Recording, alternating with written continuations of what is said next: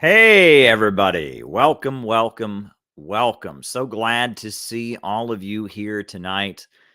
Should be a fun one. Got a few things to talk about. I like doing this every day, don't you? Right? Every night we just hop on here and do our thing. So hit the like button, hit the subscribe button, hit the notifications bell, and away we go. Of the American century. I say that the century on which we are entering can be and must be the century of the common man. A radical redistribution of economic power.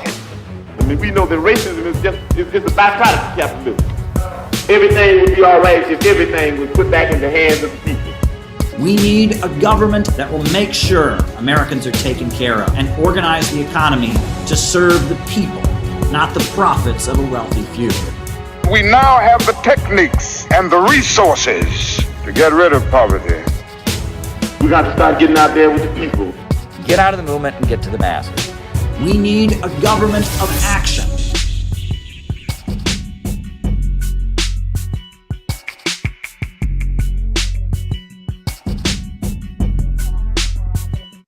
All right, everybody. Welcome, welcome, welcome. Should be an interesting, fun conversation tonight. The way we do things here, for those of you who may not be familiar with it, is I give my opening remarks. During that time, I am writing down people's super chat questions. I'll be typing them here in the computer screen behind me, behind the screen that I'm looking at my stream on. Then, as the program progresses, as I finish my opening remarks, I do a roll call where I give everyone the opportunity to announce themselves. I call people out as I see them, names and locations. Names and locations. We get to find out who it is on the other side of the camera and how much of a diverse global bunch of people we have watching. And then after that, we then do the super chat questions for the rest of the night. So if there's something that you would like me to talk about in the second half of the show, by all means, shoot me a super chat. And those super chat questions really make the second half of the show golden. They really make the second half of the show happen. You guys ask those good questions. They get me going. Often I will clip the question answers and post them on this other YouTube channel called Caleb Maupin Videos so people can find them more accessibly. Other folks are always welcome to help me clip this channel, get the content out there. But, it's really you all that make this happen. It's your streaming, your super chat questions, your interactions. That's what makes this gold, right? I could just talk into a camera and post it afterwards. But that's not the fun of this. The fun of this is having an audience here to ask interesting questions, to get me going. That's the thrill of doing this kind of work. That's what makes it enjoyable. So hit the like button, hit the subscribe button, and hit the notifications bell. Take care of that.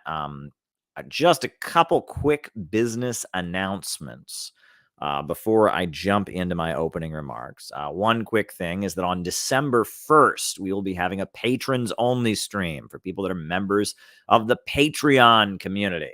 If you would like to be part of our patrons-only stream on December 1st, all you have to do is sign up. Patrons, not only do they get to be part of special exclusive patrons-only streams, but on top of that, patrons, they get copies of the books as they come out sent to them. They get other perks. So there's that option.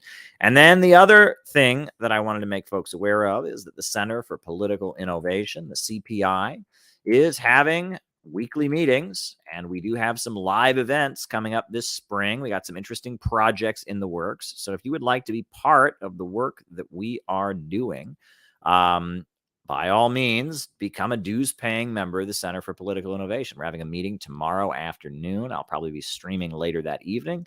So if you would like to be part of the Center for Political Innovation, you can join the Center for Political Innovation. You can join on the website, become a dues-paying member today. Great way to become part of the city building tendency in our movement. Very exciting stuff, folks.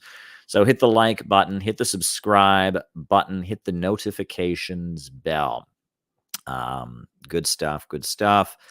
You should be getting email invites to the meetings, Wendy. Check your spam folder. You should have gotten one just before this stream started. The invitation to the CPI meetings went out, so you should have been getting one there. Check your spam folder. But there you go.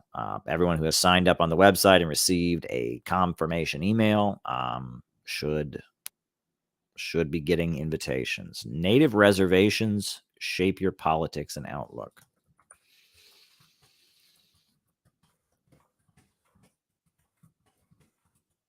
Awesome.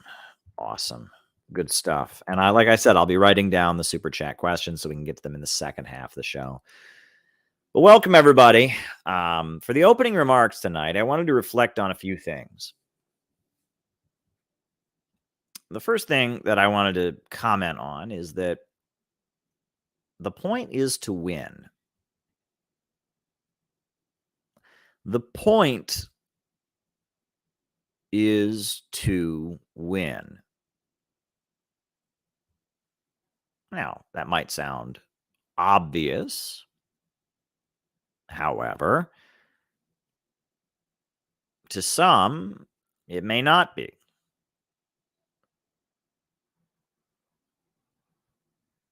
Karl Marx, one of the phrases he's widely quoted for having said is, philosophers have only thought to understand the world. The point, however, is to change it. If you read What Is to Be Done, Vladimir Lenin's famous essay putting forward the theory of forming a vanguard party of new type. If you read Left-Wing Communism and Infantile Disorder, the point that Vladimir Lenin seems to be making over and over and over again to his followers is, God damn it, it's about winning. The point is to actually see a socialist society come into being. The point is not to feel good about ourselves. The point is not to be morally pure. The point is not to feel like we're the smartest people in the room. The point is not to feel morally justified in what we do and be proud of ourselves. None of that is the point. The point is to win. The point is to win, to actually see a socialist society come into being, to overturn capitalism, to see a socialist society come into being, to overturn the rule of profits, to create a society where profits in command and the irrationality of the market is gotten rid of, where the greed of multinational corporations and their open international system, imperialism that is driving the world into poverty, is broken apart. The point is to build a new America where working families come first, where jobs, healthcare, education are available to all, where the population sees its living standards rising, where growth is unleashed, where technological innovation reaches new heights, and human needs and building a better society for the human race and marching toward a higher plane, advancing toward a higher plane of civilization, where that's achieved, where there is more involvement of the people in everyday life, where people are brought into the decision-making process, where people are activated and democratized instead of being lulled asleep by media. They are awakened and brought into the political process, where the economy is forced to function in a rational way in the interest of the people. That is ultimately the goal. And that might seem obvious, but it's not. Because many, many different people fall into this mindset where that is not the goal. The goal is to sit on the internet and express rage at other people. The goal is to feel like they are super revolutionary and be proud of themselves for how super revolutionary they are. The goal is to just sit around and feel good about themselves. But that is not the point. The point is to actually win. And if you want to actually win, you have to have alliances. Imagine that. You have to have other people who will work with you. You're going to overturn the relations of society, build a whole new society. You need to have a whole lot of other people who agree with you and want to help you do that. And not only do you need a group of committed communists and revolutionaries, you also need a group of people that are allies. Maybe they don't agree with the entire program, but they agree with you on certain goals.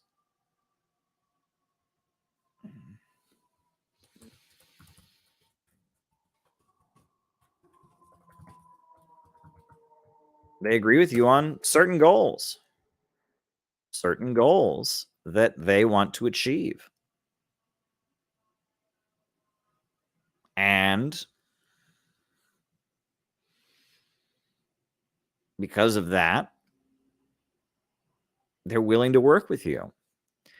And even though the two of you may not agree on a lot, you can see common ground on certain issues.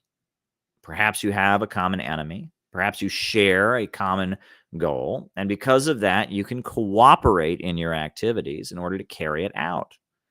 And this is what serious revolutionaries do. This is what serious revolutionaries have always done. However, it is not what people that are just performing do. I can go over many great examples of serious revolutionaries doing this kind of thing, entering alliances for strategic purposes, and through those alliances, getting things done. But before I do that, I'm going to give a couple examples of showing that people are not serious. Great example, the Communist Party of the United States. I've never been a member of the Communist Party. I was in the Workers' World Party for many years. After that, I started working with people. They formed the Students and Youth for a New America clubs. Eventually, that became the Center for Political Innovation. And we were doing these live streams.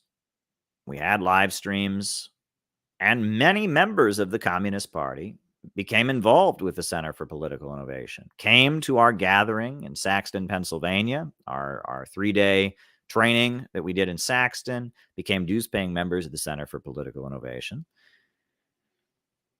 And you would think that the Communist Party would see our material that speaks nothing but positively of them and their past. You would think that the Communist Party would see that so many of their members, their young members, were joining the Center for Political Innovation. You would think that they would say, wow, here's an organization that a lot of our members are listening to and joining, a think tank. And just like the Democratic Party has the Center for American Progress, just like the Republican Party has the Heritage Foundation and the American Enterprise Institute, perhaps the Communist Party could have the Center for Political Innovation. And maybe we don't agree with a lot of things that Caleb or other CPI members say, but wouldn't it be good if we could figure out where we have common ground, and the work that CPI does could help the Communist Party, and the work that the Communist Party does could help the CPI, and we could benefit from each other's existence? That would be common sense. If you were a serious revolutionary force, that's what would have been done. But that wasn't what was done. Immediately, the Communist Party had a panic attack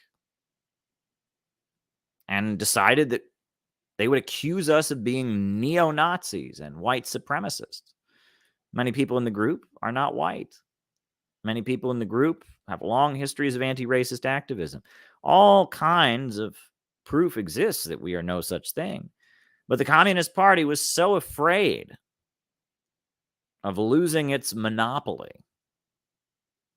It has the franchise, right? There can only be one McDonald's in a small town, right? And if one guy has the McDonald's, somebody else can't have it. And they were so afraid of losing the franchise of being the bona fide Communist Party of the United States, so afraid that people would come join CPI and not the Communist Party, even though we have always and continue to allow dual membership.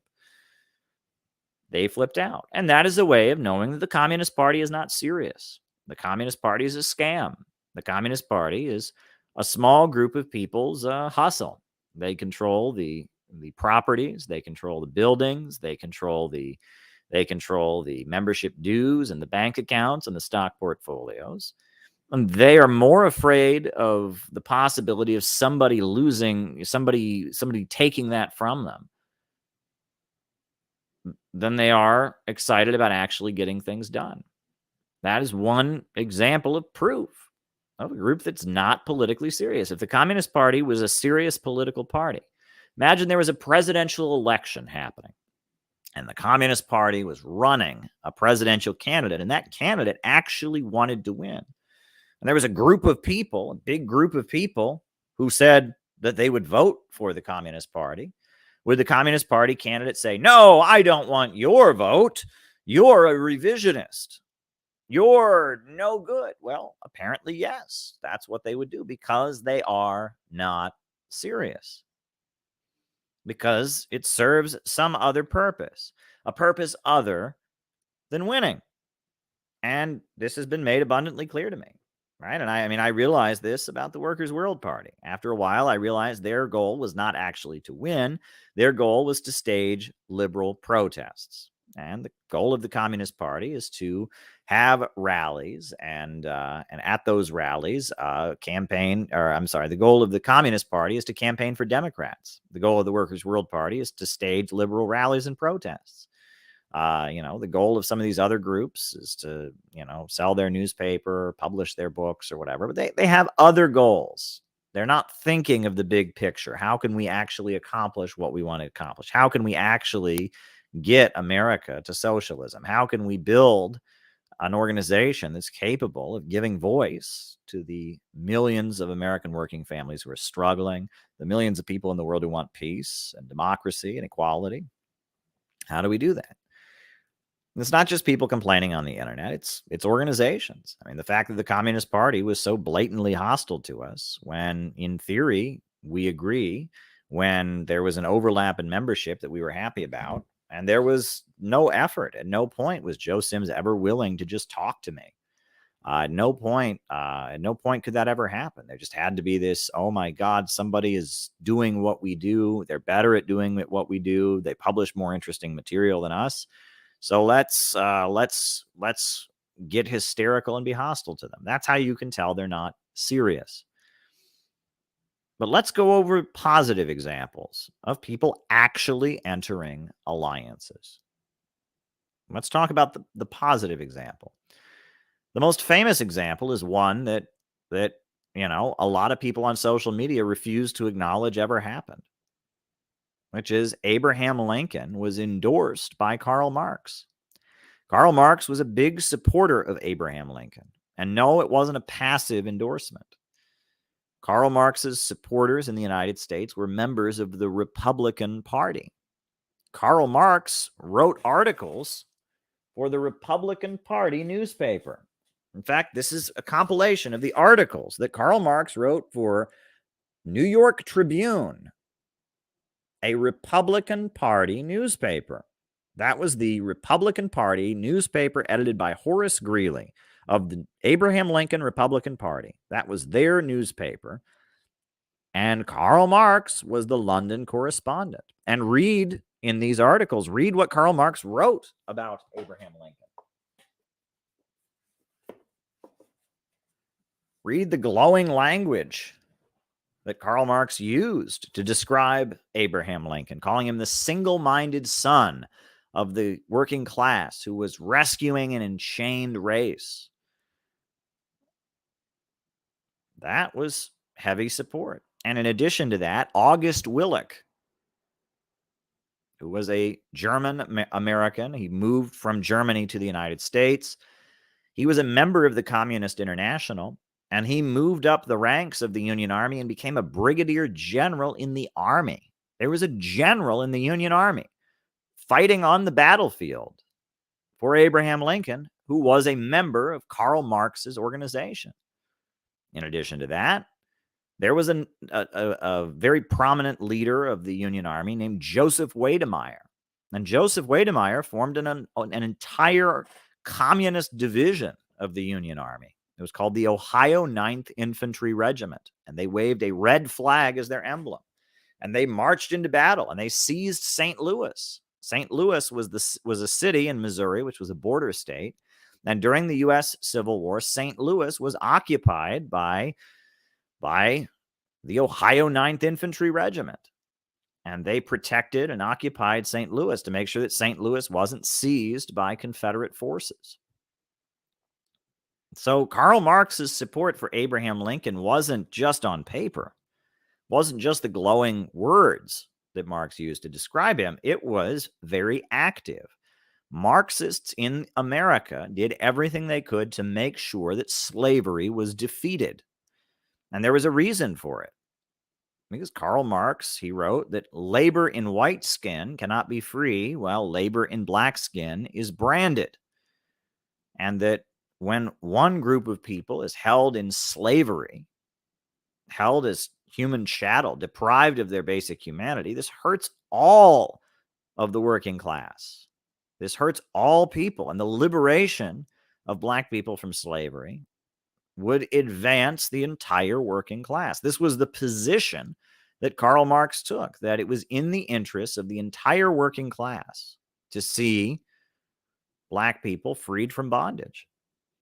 And they didn't just philosophize about it, they actively participated in it. And in London, Marx organized, along with his International Working Men's Association, he organized strikes among textile workers to refuse to work with cotton that came from the slave plantations of the South, in solidarity with the struggle to defeat slavery in America. The workers of Britain, who were organized into labor unions, organized into the International Working Men's Association, they rallied against slavery in support of Lincoln and the Union. So there are many examples of this, but this is one of the greatest examples. And we know that Lincoln was a racist. We know that Abraham Lincoln in his Lincoln-Douglas debates, Douglas, the pro-slavery conservative, accused Abraham Lincoln of thinking that black people are equal, to which Abraham Lincoln shot back, no, he didn't believe in equality, and said all kinds of racist things. But we do know that according to W.E.B. Du Bois, Lincoln's views changed over the course of the Civil War. As Abraham Lincoln became friends with Frederick Douglass and was bringing Frederick Douglass into the White House and sitting down with abolitionists, when he made Harriet Tubman a commander of the U.S. Army, made her the first woman to ever lead U.S. soldiers into battle, and he formed an entire regiment, an entire division of the U.S. military that operated under her command in South Carolina, that this was Abraham Lincoln changing, that his views, yes, he was a racist at the beginning of the war, but it seems that over the course of the war, according to W.E.B. Du Bois, his views drastically changed because he was involved in a living struggle, and living struggles change people. And this is a really important thing. Living struggles change people. People change as a result of being involved in the class struggle. When people just sit around and talk about ideas, their views can be very hard to change. But when they are caught up in an actual struggle, this forces them to think about things, and it forces them to confront questions they wouldn't normally confront. And when Abraham Lincoln was leading an armed revolution, the Second American Revolution, in an armed battle with the slaveocracy, and when he was having to form a huge alliance to defeat the slaveholders, sitting down with labor union leaders, sitting down with industrialists, sitting down with abolitionists, sitting down with former slaves like Frederick Douglass, this led to a circumstance where Abraham Lincoln was forced to think about things in a way he wouldn't normally have done, and forced to change his perspective. And that is the thrill of struggle, is that struggle changes people. But struggle is never able to change people if your attitude going into it is, oh, I can't struggle with this person. If Karl Marx had simply said, oh, that Lincoln, he's a racist, I can't endorse him, he's a racist, why then the communists wouldn't have been involved in the heroic struggle to defeat slavery in the South. I mean, this was an epic moment, a moment that shook the world. And what shocks me is that I see people deny this all the time because it doesn't fit their narrative. One of these, Maoist grifters on the internet said there was no struggle to defeat slavery. The ruling class just said, okay, we'll let black people be free. It'll look better, but we won't change anything. That is not what happened. Hundreds of thousands of people died. There was a huge, huge struggle to defeat slavery. And before the ultimate defeat of slavery, before the Civil War started, you had John Brown and his raid on Harper's Ferry. You had the Underground Railroad of Harriet Tubman and people smuggling slaves to Canada. You had Nat Turner's heroic slave revolt. You cannot say that the struggle to defeat slavery was not an epic struggle. Yes, black people were still horrifically oppressed afterwards. And the Reconstruction was betrayed, absolutely. But you cannot say that the struggle to defeat slavery was meaningless. You can't say that. I mean, that's just not historically accurate. But one of these Maoists who's never been involved in any living struggle, never had to enter an alliance, just sits on the internet talking about how much he hates Euro settlers and how revolutionary he is, said that there was no struggle to defeat slavery. Well, history tells a different story. There was a huge struggle that went on for generations to ultimately result in the abolition of the horrendous slave system in the South. And the British Empire wanted to keep the Confederates separate from the United States, wanted to keep their source of cheap cotton for their textile mills. And the Russians sent their navy to protect New York City's harbor because there was a naval blockade of the South to prevent their cotton from being exported, to prevent military supplies from getting in. And because of the fact that the British needed their cotton, the British were going to send their military, their navy, to break the blockade. So in order to make a statement that they supported Abraham Lincoln, the Russians sent their navy to New York City. And New York City's harbor became the host to a huge fleet of ships from Russia. And that was the Russians sending a message to the British. If you get involved in this civil war, we're getting involved in this civil war. You don't just have to fight Lincoln, you have to fight us. And that deterred the British from getting involved. And what was Russia at that time? Russia wasn't the Soviet Union. This was the 1860s. What if Lincoln had said, oh, I don't want support from a czar. I'm not Russian Orthodox. I don't want support from the Russian Empire. Well, then the British wouldn't have been deterred and they would have intervened and it would have been defeated. Lincoln had to align with Russia. Marx had to align with Lincoln. This is an important thing for you to understand. Change in the real world involves making alliances. It involves having allies. It involves working with people with whom you may not agree on a number of things. But you have a common aim. There is a goal that you want very badly, and they want very badly. And you work together on that goal. And you may not approve of everything this person has ever done. And it may have been that 10 years ago, you would never have even thought of working with this person. It may have been that 20 years ago, you may have never thought of working with this person. It may have been that 50 years ago, this person was reprehensible. But a historical moment arises where the two of you have a common interest and can unite around a common cause. And it is absolutely necessary in that moment for the two of you to put aside whatever differences and work together around that common goal. And this is how history moves forward. This is how history moves forward. And that alliances are important also, that people change as a result of these alliances. When you align with people, you learn from them. You should never think of it simply as you're using them or they're using you. Because if that's the case, the alliance will not work. When you enter an alliance, you learn from the people that you are aligning with, and they learn from you. and you build off of each other's strengths, and you help ebb and soften each other's weaknesses. That's how alliances work. And I've often pointed out that the Bolsheviks in Russia, they took power because of a series of great alliances. The Bolsheviks originally, we'll just go quickly over the roots of Russian communism. In Russia, 1800s, there were many different people who didn't like the Tsar. They didn't like the Tsarist autocracy. They wanted a modern political system. They wanted a democratic republic. They wanted some kind of socialism or whatever. There were different forces. The first major group was called the Constitutional Democrats, or the Cadets, and they just wanted regular Western capitalism.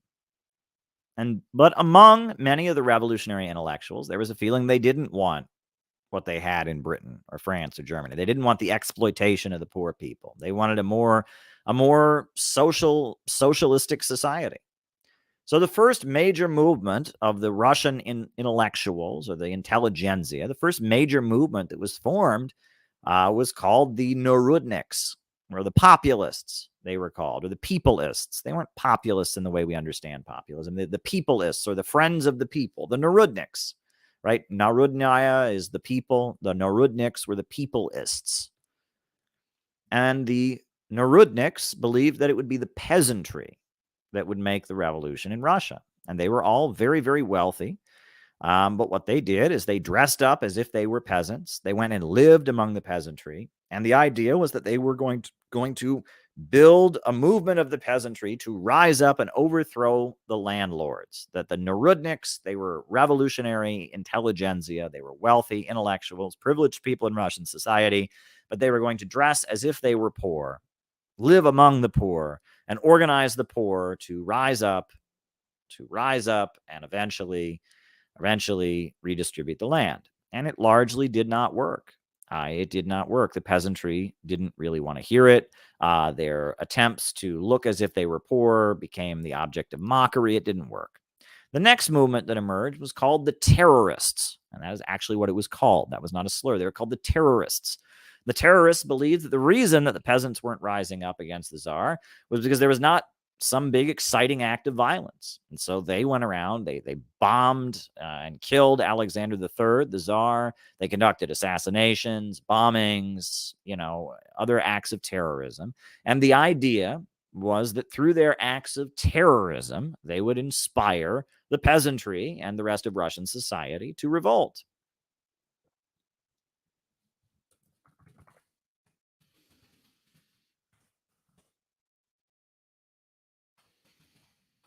That was the idea. And that also did not work. Didn't work. The acts of terrorism and violence that they conducted enabled a wider crackdown on revolutionaries by the state. It made people in the working class and among the peasantry afraid to get involved with revolutionaries because they saw them as a bunch of violent extremists. It made people in the country more loyal to the government or to the regime because they felt they were under attack. They felt there were these crazy anarchists engaging in terrorism. So the terrorist movement also failed. And it was Plekhanov, the father of Russian Marxism, who said that it would be the labor unions and the labor movement, the struggle to build unions in Russia's factories. That would be the basis of the revolution. And Marxism came to Russia when Plekhanov published the works of Marx and formed the Emancipation of Labor Group, which eventually led to the foundations of the Russian Social Democratic Labor Party. And this was a Marxist organization that built labor unions.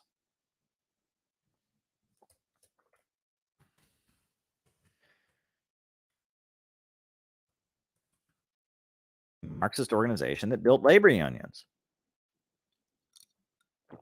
And that was the very, very beginning. The very, very beginning of the Russian Marxist movement was the struggle to build labor unions. However, as history progressed, we understand that the Russian Social Democratic Labor Party was a loose association. And so Lenin put forward his very famous thesis to build a party of new type. And the Bolshevik Party emerged in 1903 as a party of new type that would engage in agitation and propaganda,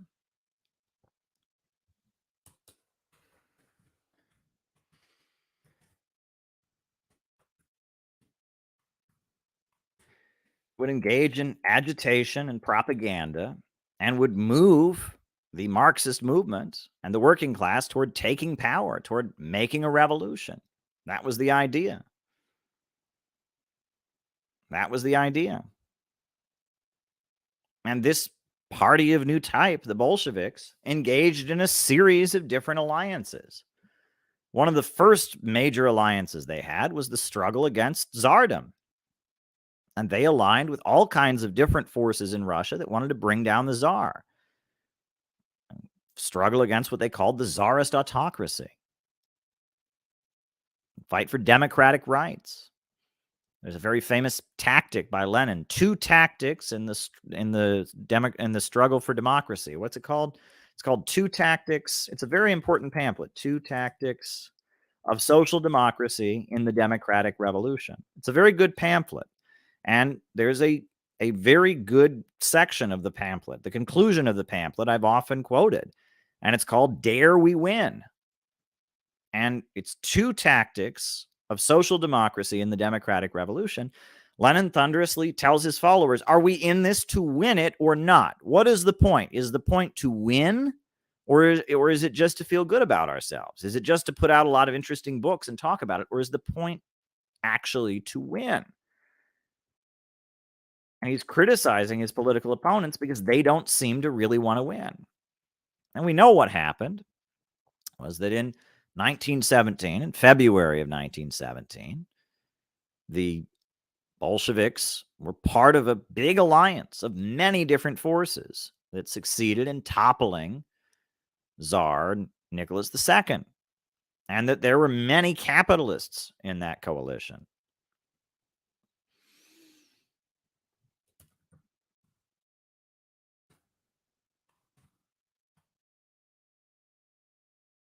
Many capitalists in that coalition.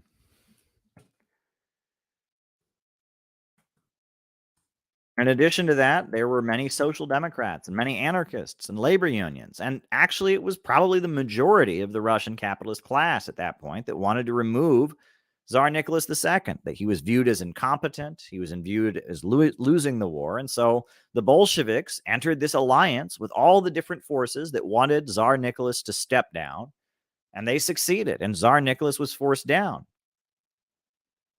But the question then remained, would Russia continue fighting in World War I?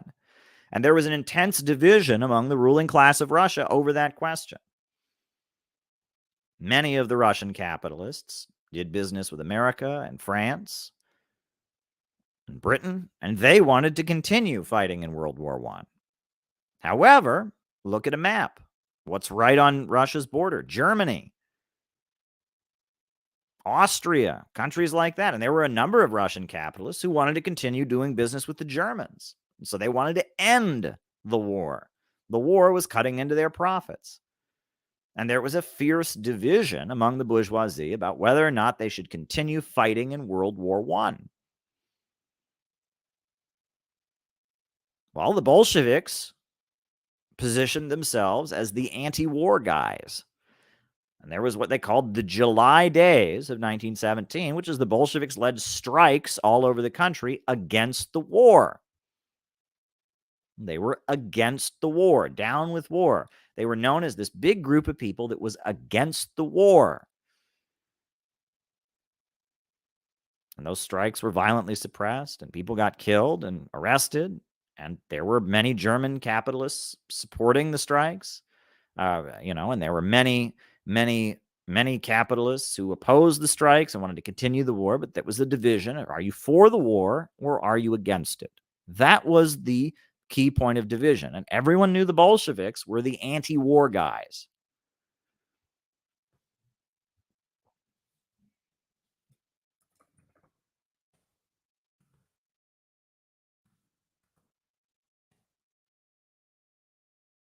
Bolsheviks were known as the anti-war guys, but it gets even more complicated than that.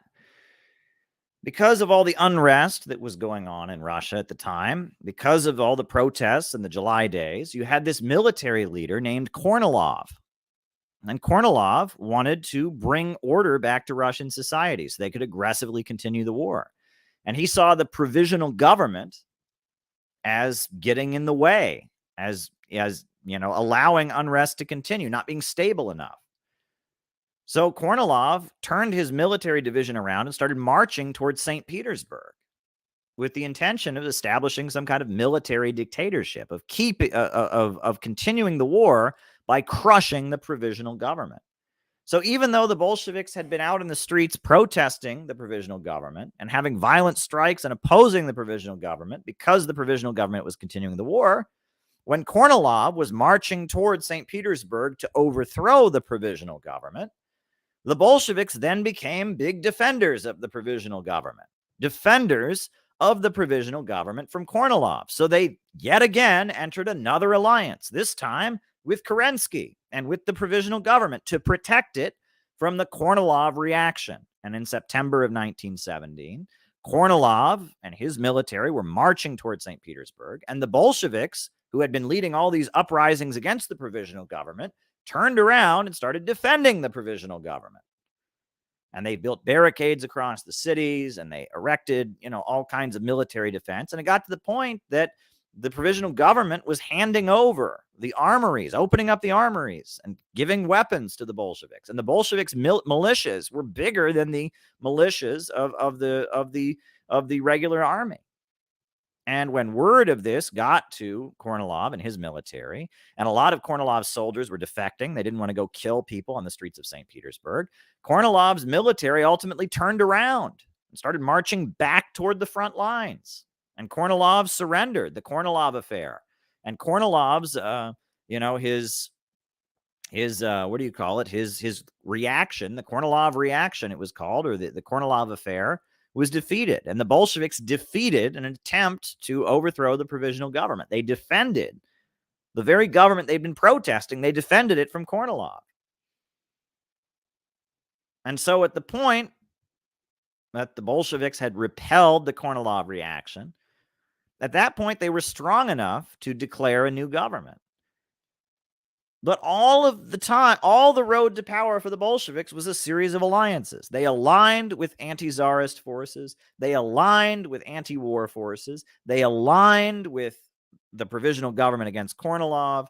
And then ultimately they were able to come to power.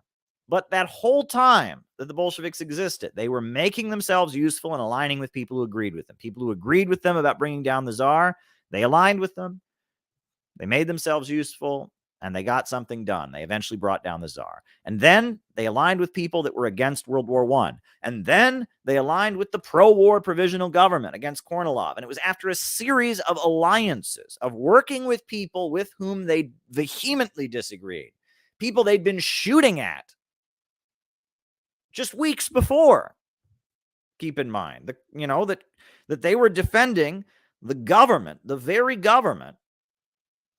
very government that they themselves have been protesting. In the July days, Bolsheviks had been shot down in the streets by the provisional government of Alexander Kerensky. But just a few weeks later, they were defending that very government from Kornilov, from the military that wanted to overthrow it. And this shows you that if the Bolsheviks had been like modern leftists, and they had said, "Oh, we don't want an alliance with those people in the provisional government. They killed our guys." There never would have been a Bolshevik revolution. If the Bolsheviks had said, these pro-war German capitalists, they might agree with us in opposing the war, but everyone knows they're just allies of the German imperialists. They're not real revolutionaries. They're just working for the German imperialists. There never would have been a Russian Revolution. If the Bolsheviks had said, what, these people that want to bring down the Tsar, they're phonies. They just want Western capitalist democracy. They don't want, socialism like we do. We're not going to align with them. That wasn't their attitude. Their attitude is, we want to get things done. We want to build an organization. We want to expand our own ranks in order to get things done. We want to enter an alliance and get things done, as well as build our own organization. And so in order to do that, they entered a series of alliances. The Chinese Revolution, great example. Mao Zedong was originally a member of Chiang Kai-shek's KMT party. Dr. Sun Yat-sen, the leader of the KMT, was an observer of the Communist International. And Mao served as an alternate member of the National Committee of the KMT party. You know, someone once attacked me on Twitter and they said, Caleb, you're so dumb. That would be like saying Mao should align with Chiang Kai-shek. Mao did align with Chiang Kai-shek, my friend. Mao did align with Chiang Kai-shek. In fact, Mao was a alternate member of the National Committee of Chiang Kai-shek's party. And the Soviet Union provided military training to Chiang Kai-shek. Did you know that? That Chiang Kai-shek got his military training from the Soviet Union. And Chiang Kai-shek's nationalist KMT government was supported by the Chinese Communist Party. However, it betrayed them. And the communists were forced into the countryside. And that's when the civil war started between the communists in the countryside and the Chiang Kai-shek government. But then when Japan invaded China, at that point, Chiang Kai-shek and Mao became allies again to fight Japan. And then after the Second World War, Mao tried really, really hard to form a joint government, a united government. But Chiang Kai-shek wasn't going to have it. And after tough negotiations, and after Chiang Kai-shek started trying to forcibly disarm the Red Army, at that point, they had a civil war again. But the Chinese communists would have never taken power if they had simply said, oh, this KMT party, they're not real communists, they're not revolutionaries, we're never going to be with them. No. In the 1920s, the Communist Party spent almost a decade inside of the KMT, aligning with the KMT Nationalist Party and saying that they believed in the three principles of the KMT: independence, democracy, and the people's livelihood. And they argued that if you really want independence for China, if you really want democracy for China, if you really want to improve the people's livelihood, you got to be a communist. If they had said, oh, this KMT, they're a bunch of phonies, we're the real revolutionaries, no one would have listened to them. But instead, they joined the KMT. And they argued that they and communism was the correct way to achieve what the KMT was all about. That was the correct approach, and it worked. And the Soviet Union gave military training to the KMT's army and funded the KMT. You had Borodin, who was Mikhail Borodin, who was a Soviet diplomat who was sent over to arrange that. And it was because of the Soviet Union's support for the KMT, because of the Chinese Communist support for the KMT, that they were able to build up a huge amount of membership. And it wasn't until Chiang Kai-shek started killing them that they were forced out of their first alliance with the KMT. And then later, when Japan invaded China, they had a second alliance with the KMT. And even then, they wanted to form a unified government. So these people who say you can't align with anybody, oh, you disagree with this person, these people who say that don't get it. They just don't get how politics works. And I'm going to give some examples from the history of this country. Was Martin Luther King Jr. a communist? Was Martin Luther King Jr. a communist? No, he absolutely was not.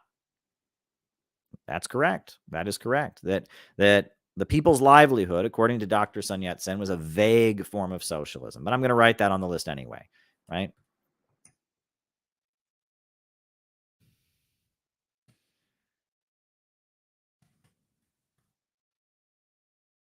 That if, was Dr. Martin Luther King Jr., was he a communist? Was he a communist? No, he wasn't. Johnny Blaze, I think I'm going to make you a mod. You are now a mod, Johnny. But anyway,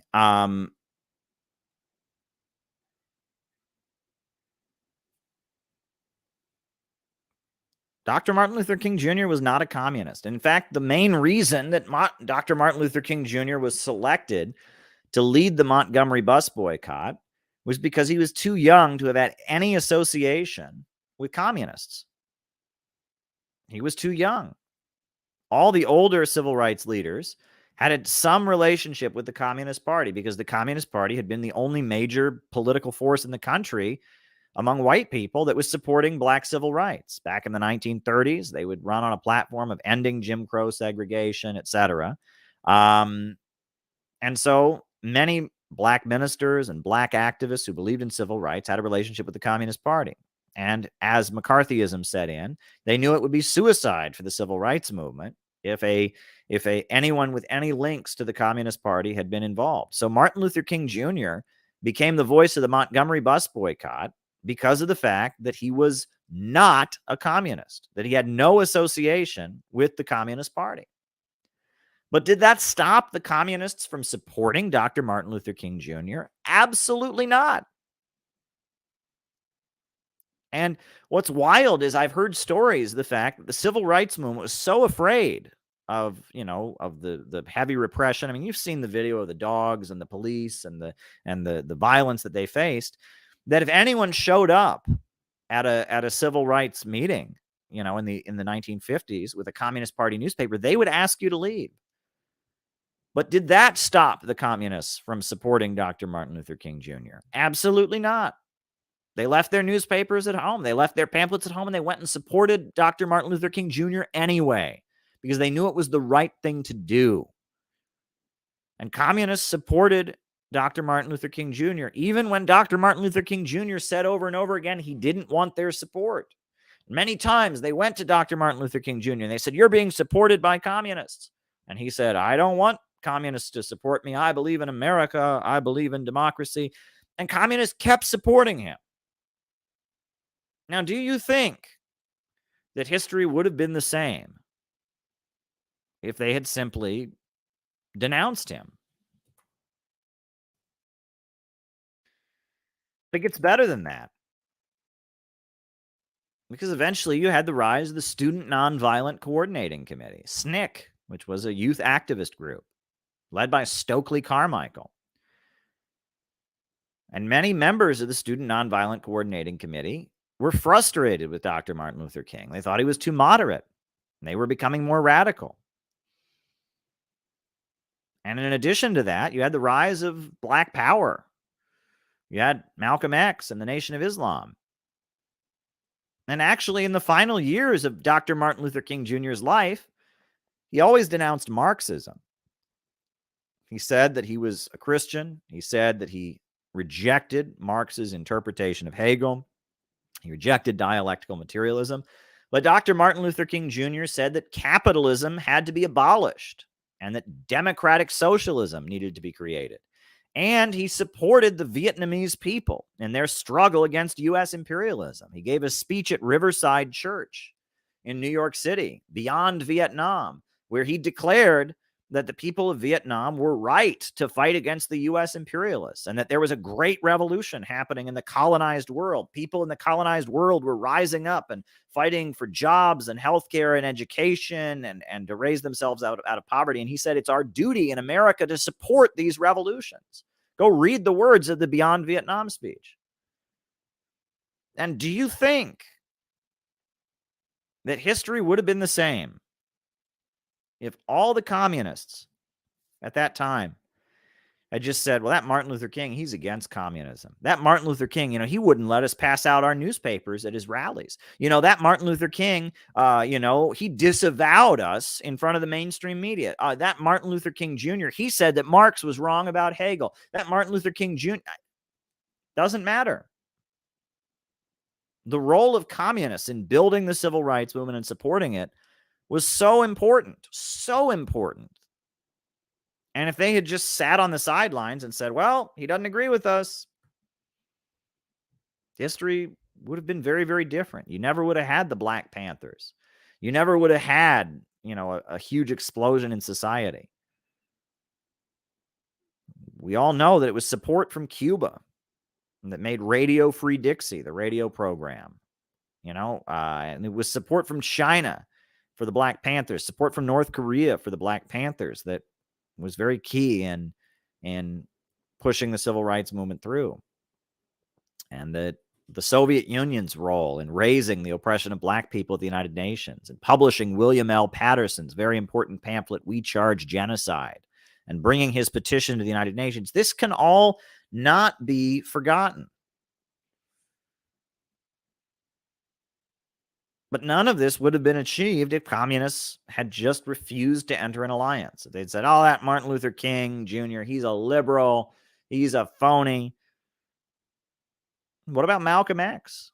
Malcolm X was a dynamic, amazing revolutionary, but he was also quite anti-Semitic. Malcolm X said a lot of things about Jews that, haven't aged well, as they say.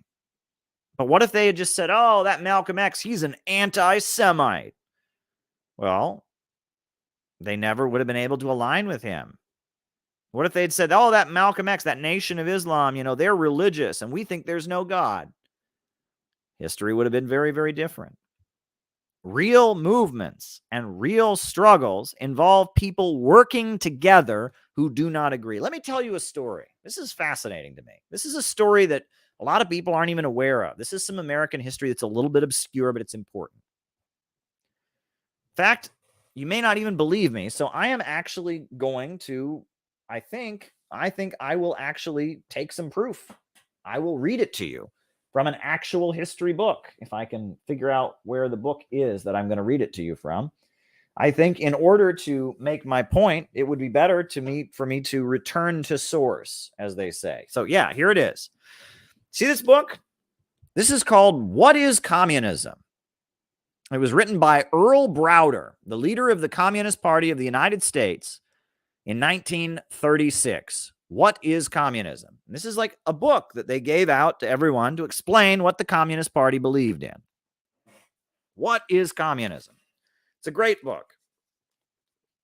First chapter is called Who Are the Americans? And it's a whole thing about how if you want to be a patriot, if you want to be patriotic, you should be a communist, because the communists love the country and it's the fascists that are the foreign agents and the traitors. But there's a certain section of this book I want to read to you. There's a certain paragraph in this book that when I first read it, I read this book when I was in college and I was just like, wait, what? What's he talking about? I just shrugged. I didn't even know what it meant. And then I read some history, and it took me a long time before I even knew what the hell he was talking about. This is in chapter 617 of this book. It's called What About Religion?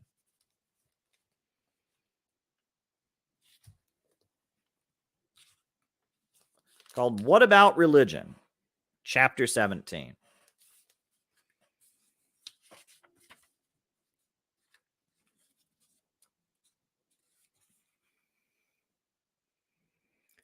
And he says this. This is fascinating. I had no idea about any of this, but this is the truth.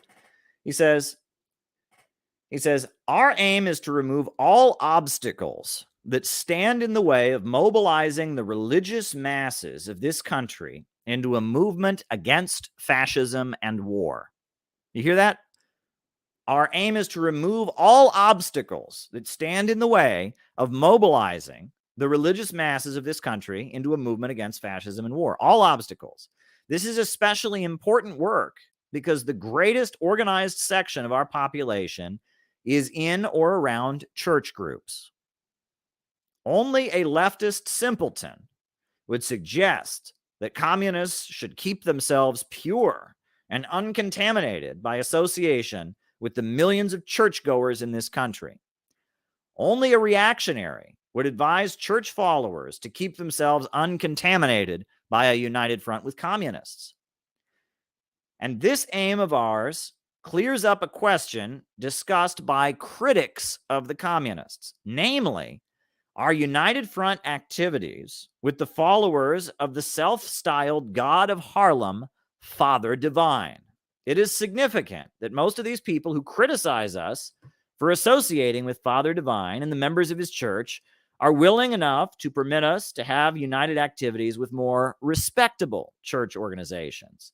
In other words, they demand that we be discriminating and should not associate with bad religious organizations, but only with good ones.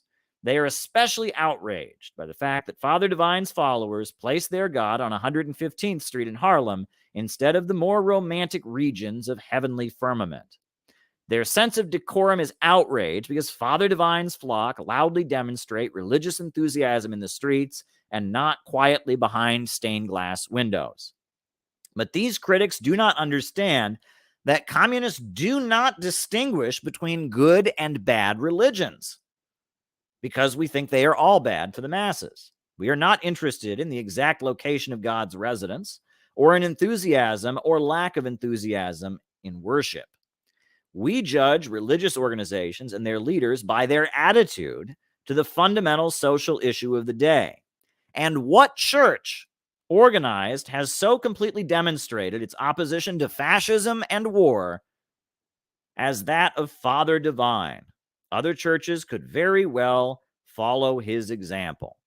So this is Earl Browder. This is an official Communist Party text defending the fact that the Communist Party of the United States was working with Father Divine. Google Father Divine. Father Divine was an African-American minister in Harlem during the 1930s. Was an African-American minister who was widely considered to be a nut, right? I mean, Father Divine declared himself to be a literal god. And people, it was an extreme religious sect among African Americans. You can read about Father Divine.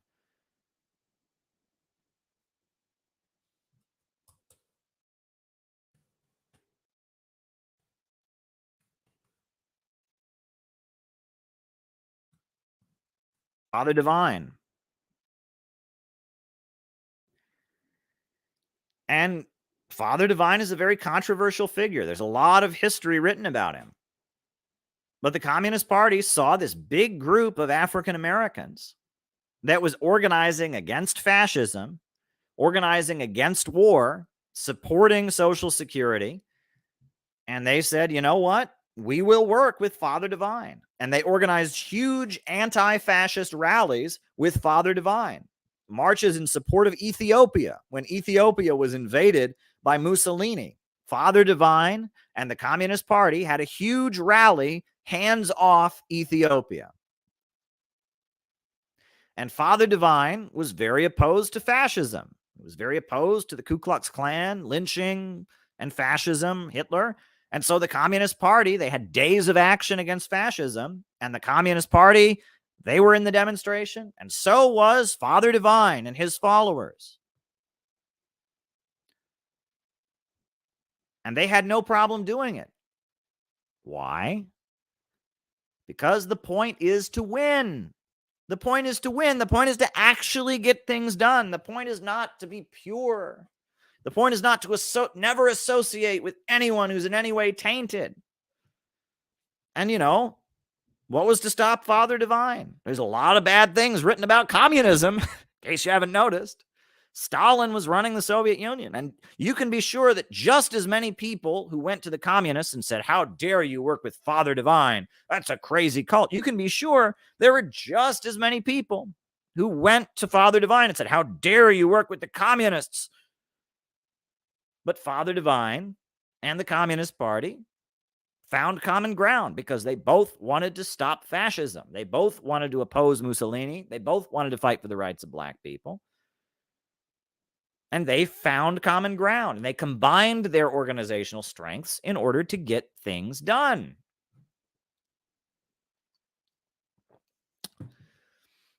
Modern communists don't get this.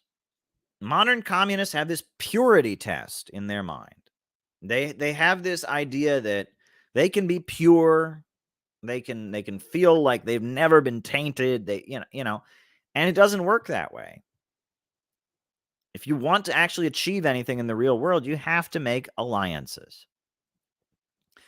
The question is, what kind of alliances do you want to make? And as I have pointed out in many live streams, we are living in a period in which capitalism is in a long-term crisis. The problems that Marx describes, the problem of overproduction, the problem of the tendency of the rate of profit to fall, the problem of technology creating greater poverty, the problem of irrationalization and an irrational economic system that creates poverty almost as quickly as it creates wealth, of the computer revolution creating more wealth and more abundance than ever before, but also creating a situation where millions of people have no place at the assembly line and are left outcast and starving amid the wonders they have made. This is the situation that we are in. And the capitalists are divided about how it is that they will resolve it. There are divisions in the ruling class. And so the question is, how will this crisis be resolved? And on the one hand, we have the big bourgeoisie, the richest of the rich, the ultra rich.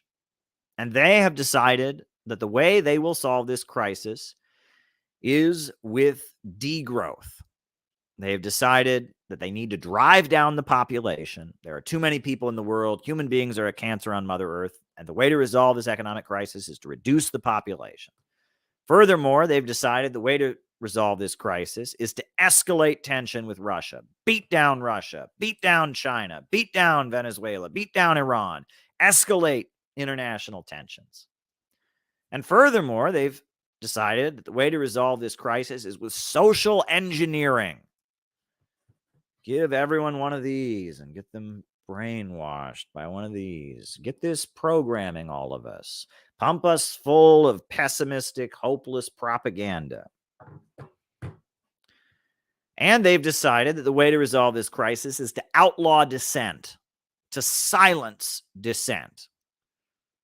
Cancel culture. Create an atmosphere where anyone who speaks in favor of Russia loses their job, loses their place in society, is canceled, is told they're unwelcome, is labeled a bad person, and has their life destroyed. Where dissident ideas are banned, where RT is forbidden on YouTube, where people who criticize U.S. foreign policy are silenced. That's what they want to do. They want censorship, they want degrowth, and they want all-out war, World War III, to preserve their system. This is fascism and war. It's a different brand of fascism. Original fascism pushed the supremacy of one race over another. This fascism presents itself as anti-racist. Originally, fascism presented itself as brutally authoritarian. This fascism, on the other hand, insists it's not authoritarian. There's just certain people who shouldn't be allowed to speak and should be silenced. Instead of Adolf Hitler at a podium screaming and yelling in German, we have a kindergarten teacher who sits here and says, "Now, sir, Russia is like a really bad person. Russia is a bad person. It's kind of like a country, but it's actually just a person. It's this guy, Putin.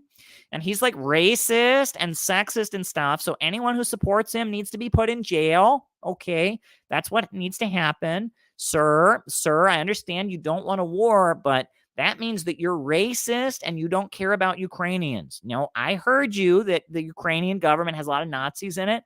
That's called silencing the voices of the people that are being killed by Putin. So you're going to have to be not welcome on Twitter. You're going to have to be not welcome on Facebook, because we are about sensitivity. We are about being conscious, and Putin is racist and sexist, and calling out the Ukrainian government for having all kinds of Nazis in it is racist and sexist.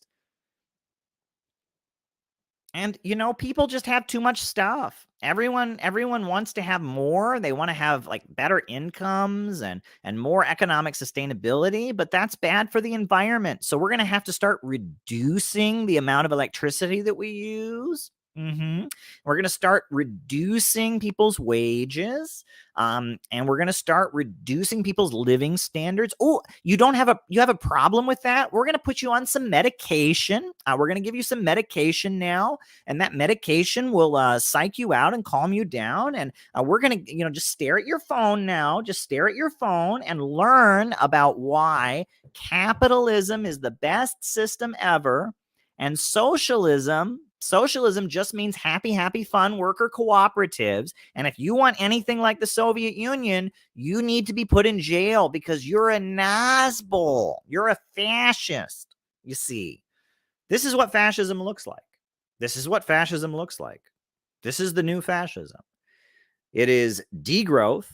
They are actively killing off the population with opioids. They are killing off the population with pessimistic, hopeless propaganda, pumping pessimism into people. The suicide rate is higher than it's ever been. They are actively driving us toward World War III. They are actively silencing dissent. This is the new fascism. And then the question is, who can we align with against the new fascism? If we want peace with Russia, if we want peace with China, we want peace with Venezuela, we want peace with Cuba, we want peace on the Korean Peninsula. If we want people to have hope, if we want people to be optimistic and to have love in their hearts, who can we align with? Well, right now it appears that the main force of opposition is coming from the lower level capitalists. It's coming from people like Betsy DeVos. It's coming from people like who's that guy? The owner of Home Depot, Bernie Marcus. It's coming from lower level capitalists. And right now, those lower level capitalists are pushing libertarianism. They're pushing free market economics. A lot of them are pushing hatred for China, the idea that China is the enemy. And a lot of them are pushing anti-immigrant bigotry. Well, those are things we can't agree with. We can't agree with hating our immigrant brothers and sisters. We can't agree with hating China. We certainly can't agree with deregulating the economy. However, there are certain voices like Tulsi Gabbard.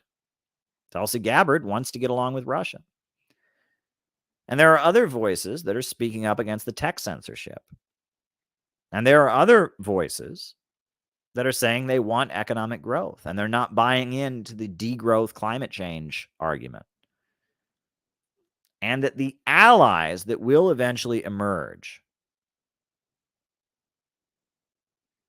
will be from this lower level of capital, because ultimately the lower level capitalists will realize that trading with Russia, or trading with China, or trading with Venezuela will make them more money. It is the ultra rich who are thinking long term about how can we stay atop a global empire? How can we crush any opposition to the United States? Those lower level capitalists just want to make money. And in fact, many of them would probably realize that if we had a government of action, a government that spent money to build infrastructure, a government that spent money to build hospitals and schools.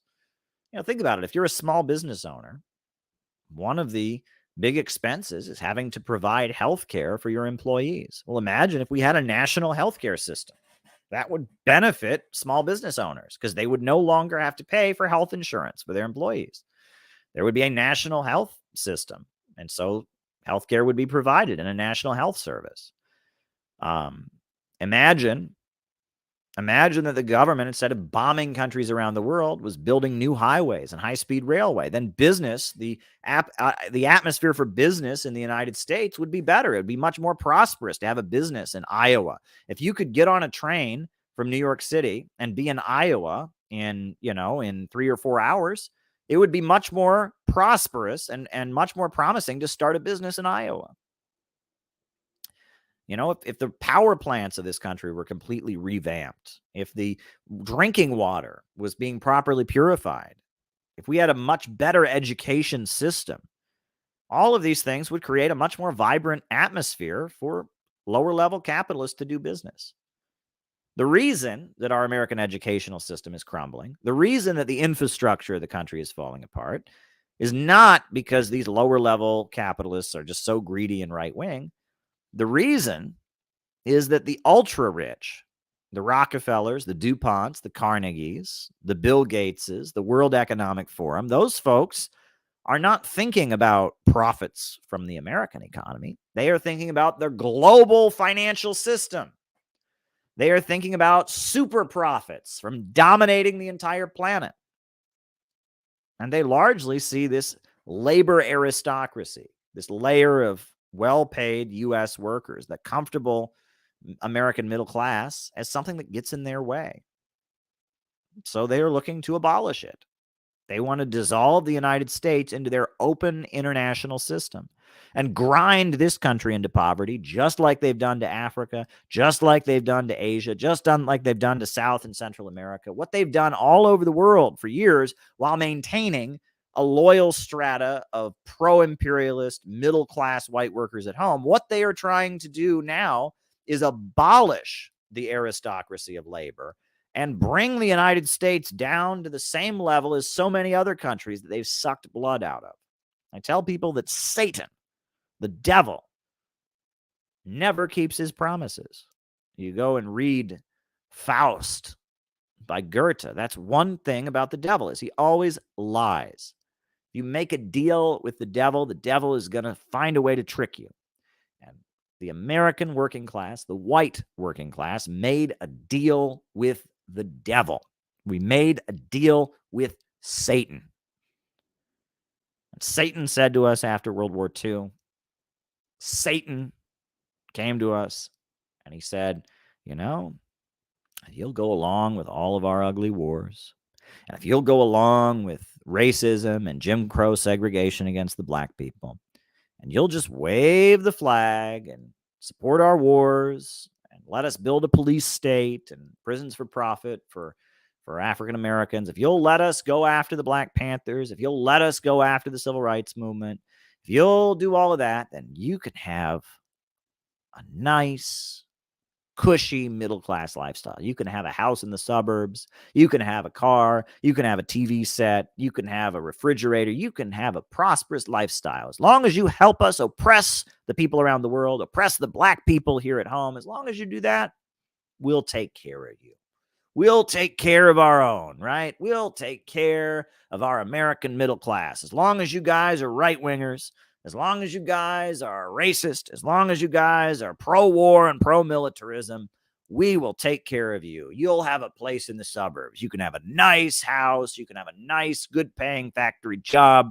We'll take care of you. We'll take care of you. All you have to do is keep voting Republican, keep supporting those wars, keep opposing the communists, keep opposing the black civil rights movement, and we'll take care of you.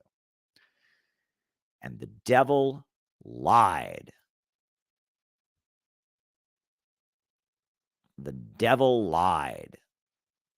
Because as soon as the Soviet Union was gone, the devil said, we really don't need this white American middle class anymore. We were propping them up. Yeah, we were letting them exist, but we don't need them anymore. We'll let their communities crumble. We'll let opioids flood their neighborhoods.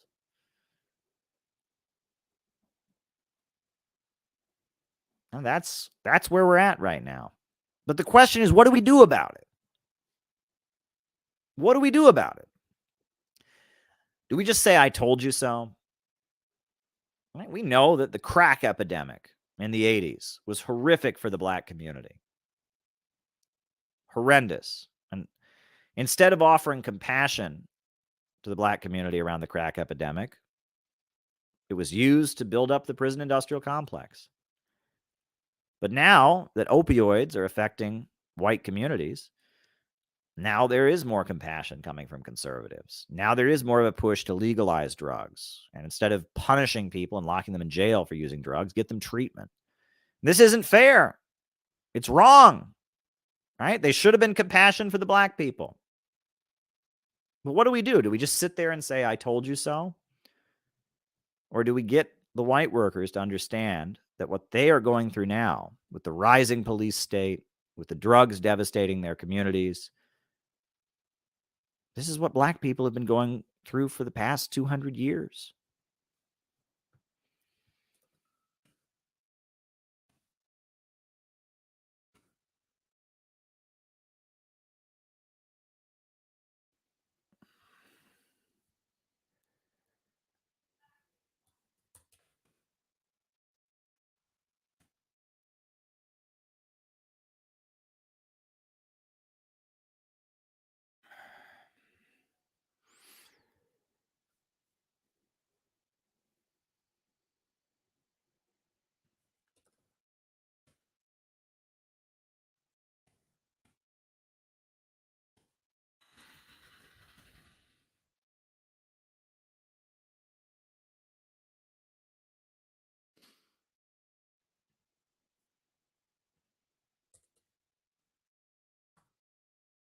This is what black people have been going through for the past 200 years.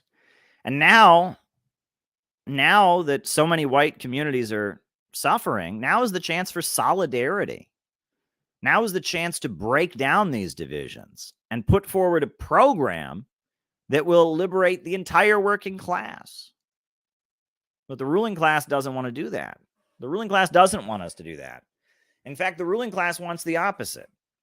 They want to tell the urban black communities the only way you guys can gain is at the expense of those white trash Trump supporters. And they want to tell the low-income white workers who are seeing their living standards go down, they want to say, oh, well, the only way things can get better for you is if things get worse for those black people, and you got to blame those immigrants for taking your job. And the ruling class has got it made. They've got it going. They've convinced us that the pie is only this big, and that the only way your slice can get any bigger is by cutting into someone else's slice. But the reality is the pie can get bigger and bigger and bigger. There's no reason the pie has to only be this big. The pie can be unlimited. But in order for the pie to be unlimited, you have to get beyond capitalism. You have to have a system where the irrationality of profits is no longer in command. You have to have a system where production is not organized to make profits for a small group of owners, but rather organized for the good of the community. Profits must no longer be in command. This is what is needed. We need to get beyond capitalism. And we must build some kind of united front against the global capitalist imperialist system, the rule of the big monopolies that are grinding the planet into poverty and trying to degrow and destroy humanity and make the world poor and poorer so that they can stay rich. We must build a united front against the imperialists and their drive for degrowth, their drive for an all-out low-wage police state, and their drive for a new world war. We must build a united front against the imperialists. All of the sections of society that believe in economic growth, that believe in jobs and healthcare and education, that oppose the danger of war, that believe in scientific progress, that believe in man's humanity to man, all of those forces need to find a way to work with each other. And at the center of such an alliance will be the working class, because the working class is the greatest class in all of history. And the working class is the class that says it has nothing to lose but its chains and the whole wide world to win. So the working class will be at the center of this alliance, but a united front against the imperialists must be built. And because so much of the left have proven themselves to just be mere puppets, mere foot soldiers of the capitalist class, so much of the left have been proven to just be foot soldiers of the new woke fascism, kicking around lower-level capitalists who don't go along with it. We may have to find allies in unconventional places. We may have to find allies in places that we would never have thought of having allies before. You know, that's what people said about me when I started talking with Lyndon LaRouche. They're like, LaRouche, he's an anti-communist. And I said, well, the Chinese like LaRouche. The Chinese media quotes LaRouche up, down, backwards, and forwards. They said, yeah, but LaRouche said this about the Soviet Union in the 80s. I said, yeah, well, read their publications. They're talking nicer about Russia, and they're doing more to stop the danger of war with Russia than anybody else nowadays. And they said, yeah, but LaRouche said this about Marx. I said, yeah, well, LaRouche isn't a Marxist, but you read their economic program, a lot of what they advocate, sounds like the kind of thing a Marxist would want: public control, the means of production, planning the economy.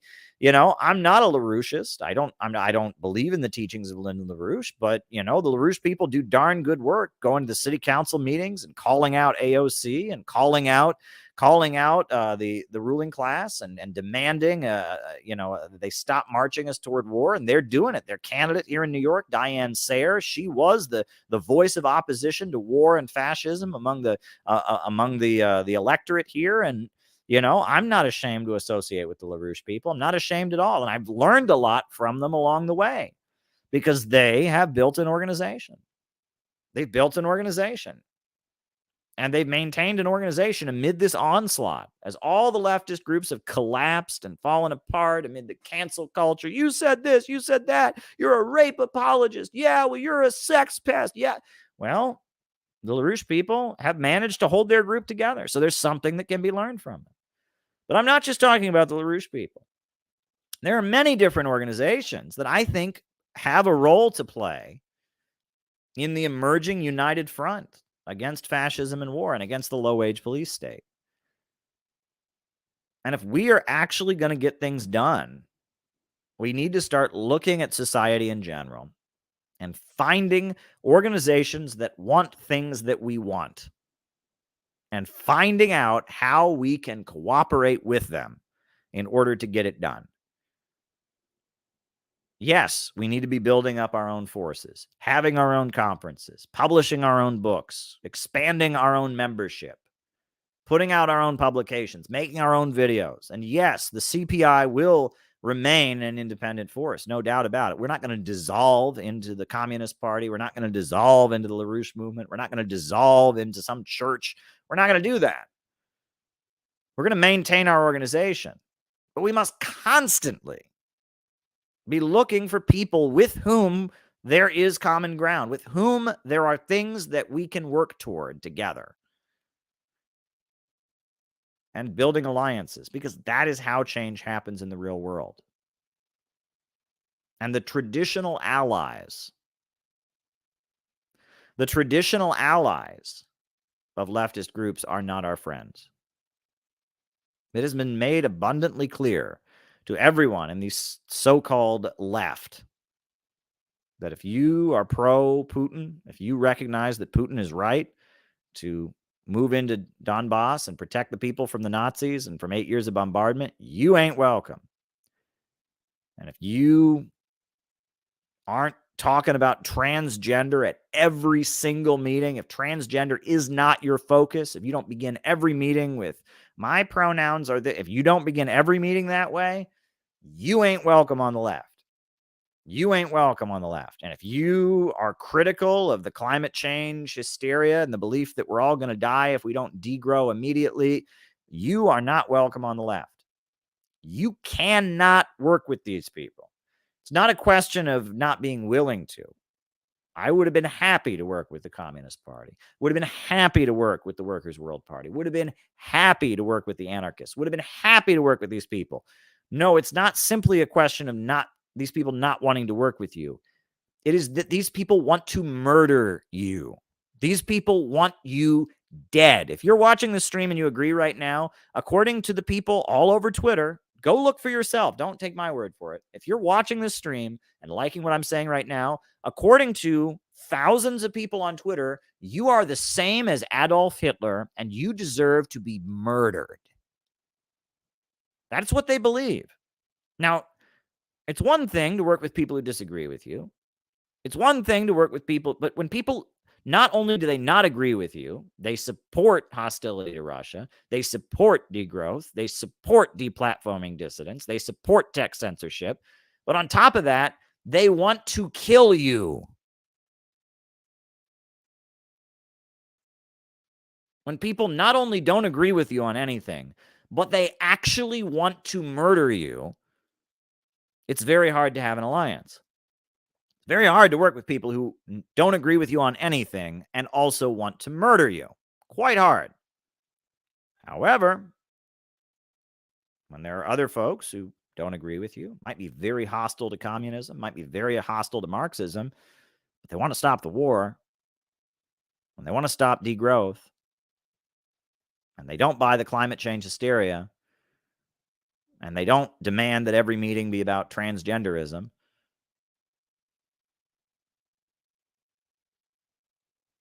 and they want to stop the tech censorship, at that point, you might be able to make an arrangement. So that is what I want everyone to think about tonight. I've taken a long time to say it because there's many, many points that needed to be made, but this is what we need to be thinking about. If we're seriously interested in having an impact on world politics, this is what we need to be thinking about. Who can we align with to get things done? to build the united front against imperialism. And I just want to once more urge people to avoid the dual delusions. I know this is repetitive. I've said this on many recent streams, but many American communists fall into the dual delusions. On the one hand, they think they're the vanguard. They think they are the chosen, that they are the ones who will lead the revolution. They have the correct interpretation, that they are the one true party, the one true revolutionary. They will do it. Their pure ideology will lead to revolution. And on the other hand, they think there's nothing we can do. There's nothing we can do. We just got to go along with whatever the liberals are doing. We just got to sit back on the internet because there's nothing we can do. Nothing we can do. It's pointless. Those are the two delusions, and they contradict each other. But people think both of these things at the same time, and neither of them are true. And they're both a great place to hide. And I have seen people who go back and forth between these delusions in the same conversation. In the exact same conversation. 1 minute, they're the vanguard. They have the one true theory. They can't align with anybody. Can't align with anybody because they have the one true interpretation. No. We are the revolution. We are the party. They have this delusion that they are the one true. They are the vanguard. They are it. And 2 minutes later, and there's nothing we can do. We don't have the big enough forces to do that. We just got to go along with what the liberals are doing. We just got to sit back and do nothing. We just got to sit on the internet and mope because there's nothing we can do. Neither of those things are true. No communists in the United States have any real influence right now.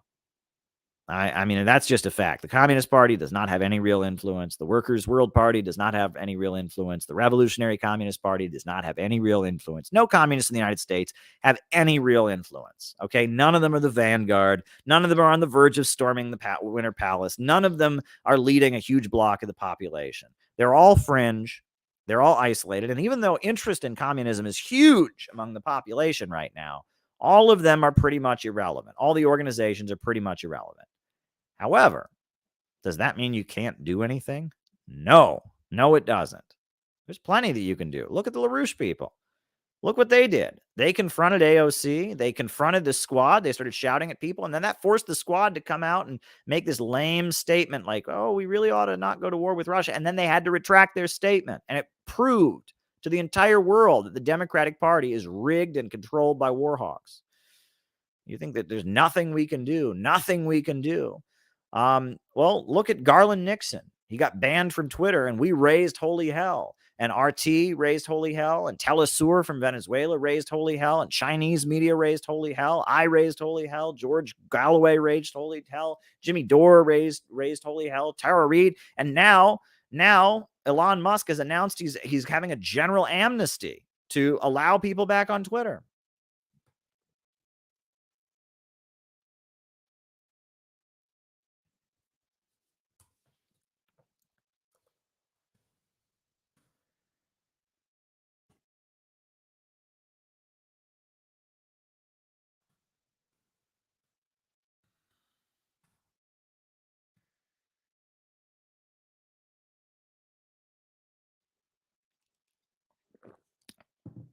So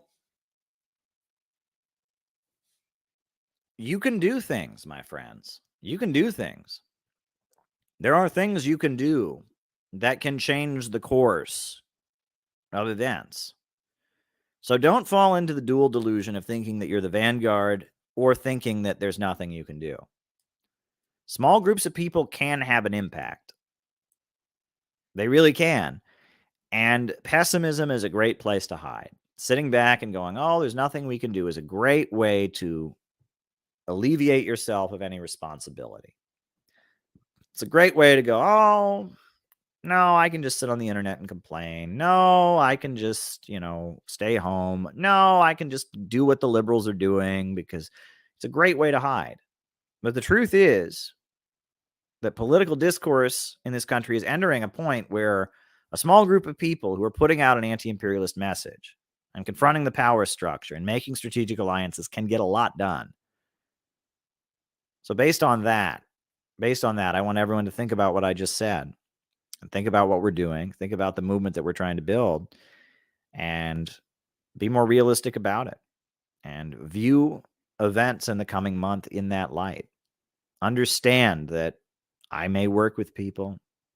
I may make alliances with people that you find horrifying because I'm in this for real. And I want us to actually get it done. And to quote Bob Dylan, let us not speak falsely now. The hour is getting late. And on that note, we will now have our roll call. Names and locations, names and locations. I will call you out as I see you. Names and locations, names and locations. Who is with us tonight? Names and locations, names and locations. Who's with us? Who is with us? Names and locations. I will call you out as I see you. Names and locations. Names and locations. Names and locations. All right. We got Rupert in the UK. We got Natalie in Omaha. We got Jason in Chicago. Killian in Milwaukee. Jim in Harrisburg. Welcome, Jim. We got Enoch in Australia. Saviero in Mexico. We got Vicksburg, Missouri. We got Justin in Riverside, California. We got Finn in Duluth. We got Maple in Chapel Hill. We got Steve and Ann in Georgia. Anthony in Fort Worth, Texas. Beachmont Bolshevik in Kentucky. Cleveland Pirate Alex. Rice from Adelaide, Australia. We got Nate in the Windy City of Chicago. We got Henko from Maine. Very good. We got Heidi in Edinburgh, Scotland. It must be late over there. You're up late, Heidi. You're up late. You're up late. We got Johnny Blaze in the mountains of Virginia. Jamie in St. Paul. Ithaca, New York. Very, very good. We got Jared in Virginia. We got Vicksburg, Missouri. We got Michael in Houston. We got Vincent is in the Philippines. We got Alan in Chicago. John McCarthy in Chicago. Good crowd of folks in Chicago. Glad to hear it. Glad to hear it. We got Mark Jones in Utica, New York. Colin from Greensboro. British India. Jason Hunt in Chicago. Very, very good. Very, very good. Very, very good. Very good. We got Tyler in Missouri. We got Karen Mendes from Germany. Again, must be late over there. We got Randall Wilson in Kentucky. Hendricks in Austin. Very, very good. Moonlight Beach, California. Scott. We got Tulsi. We got Tug in Ireland. Right? We got Auckland, New Zealand. Very, very good. Hanif in Indonesia. Very, very good. Very, very good. We got Redneck Red in West Virginia. Randall Wilson in Lexington, Kentucky. Carl in Washington. So glad to have you. We got Brazoria County, Texas. Jordan, also in Chicagoland. Jenny Lynn in Cincinnati. St. David's, Bermuda. Micah in Las Vegas. Bob Troy in New York. Got a lovely audience here. This is great. This is awesome.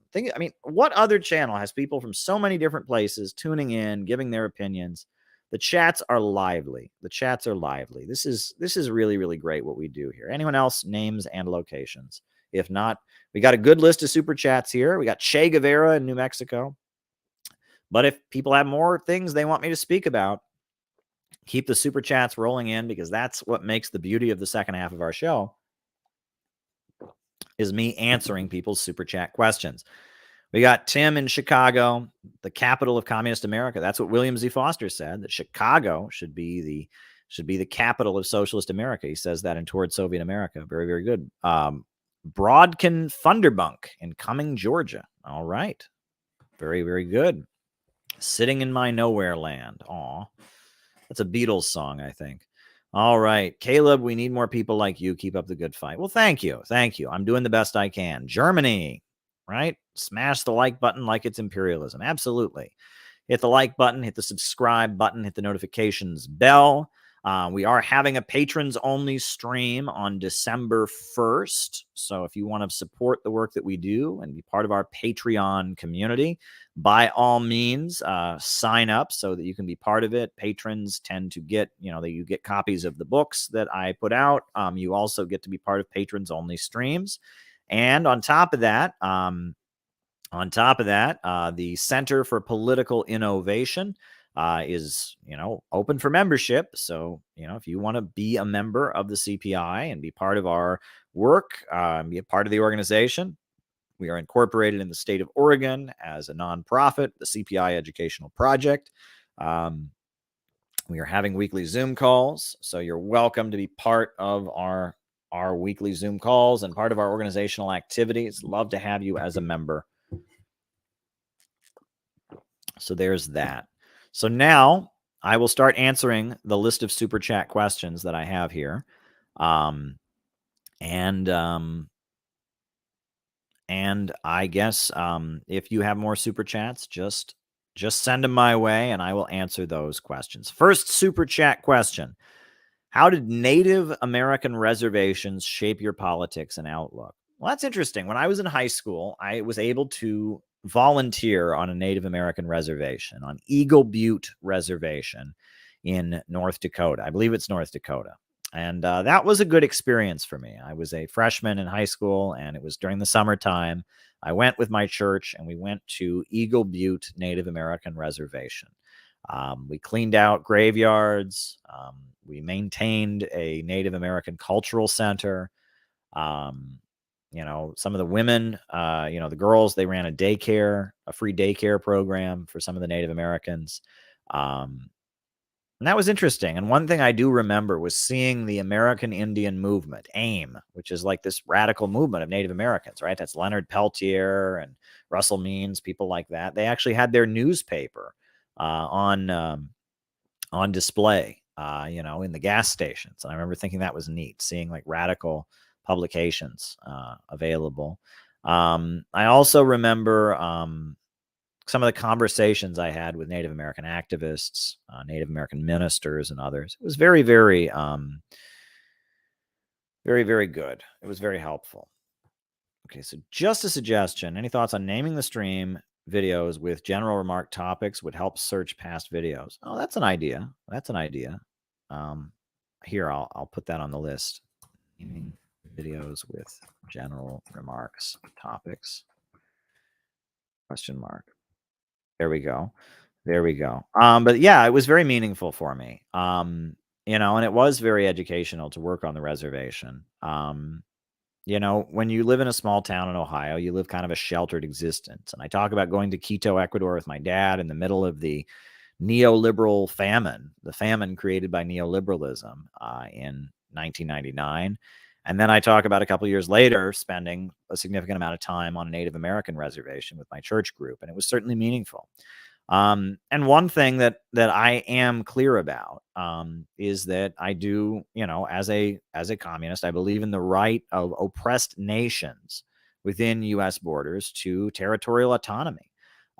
If the Native Americans wanted to separate from the United States and have an independent country, I would support that. And I would also support reparations to be paid to help such a country get its economy off the ground. However, I wouldn't want to force that on Native Americans. I wouldn't want to force that, and say, Native Americans, you must be separate, right? Because I'm not for segregation. I'm not for ethno-states. But if Native Americans felt like they wanted to be their own country and have their own territory and break away from the United States, I would support that.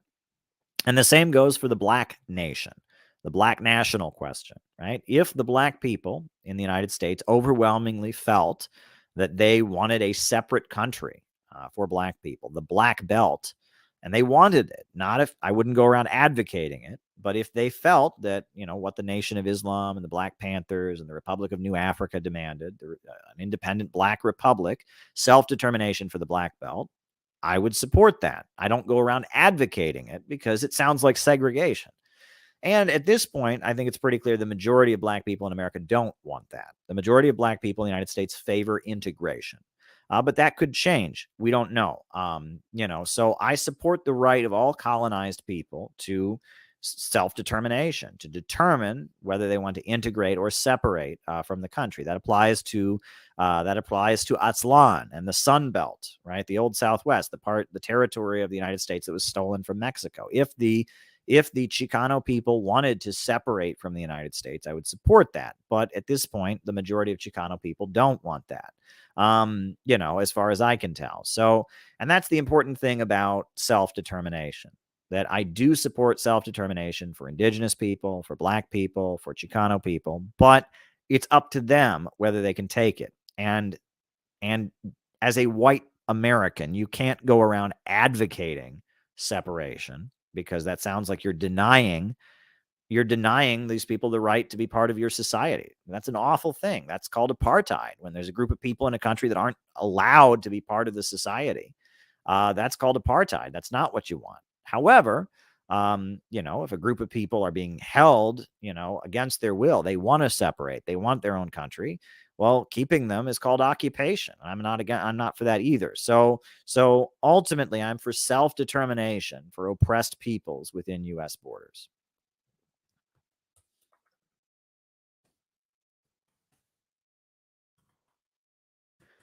That's what I'm for. So I should make that clear. And what's interesting is I've said that over and over and over again. Many times I've said, number one, that I'm fully in support of the right of Native Americans to separate if they choose, or to remain part of the United States if they choose, for reparations to be paid to them in order to support, and make up for the historic injustices they faced. But somehow people have declared that I am an enemy of the land back movement, that I'm somehow, because I don't, and they move the goalpost. Every time I bring that up, they say, are you for land back? And I say, what's land back? And, it's like, you just have to immediately agree with whatever land back is. And if you don't immediately agree with whatever it is, you're racist. Well, I'm for it if it means self-determination. I'm for it. I'm against it if it means all white people leaving North America because they're Euro settlers. They're living on stolen land. I'm against that. I'm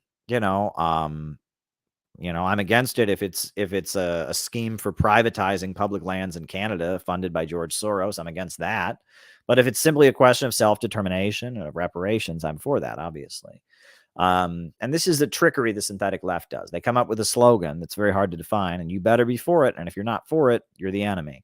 They come up with a policy people don't even understand. Like, it's one thing to say defund the police, less funding for the police departments, have more funding for mental health professionals and stuff. Well, that's a good thing, right? If instead of responding to every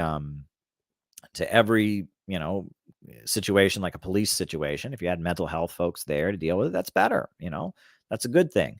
But when you say abolish the police, a lot of people go, yeah, okay, so it's 2 a.m. and someone's breaking into my home. What do I do? Right? Or, it's like, it's not a serious position. Right. And if you really press people who say defund the police, what they mean is, they say, well, we want to replace the police with some kind of revolutionary police force. We want workers' community assemblies or something like that. It's like, well, you got to say that. Don't say abolish the police then. Say you want community control of the police, or you want a socialist police force in line with socialist values or something like that. But don't say abolish the police. To most people, abolish the police just sounds nuts. Land back. What does land back mean? Right? If it means all white people have to leave North America, that's not a serious policy. It's just not going to happen.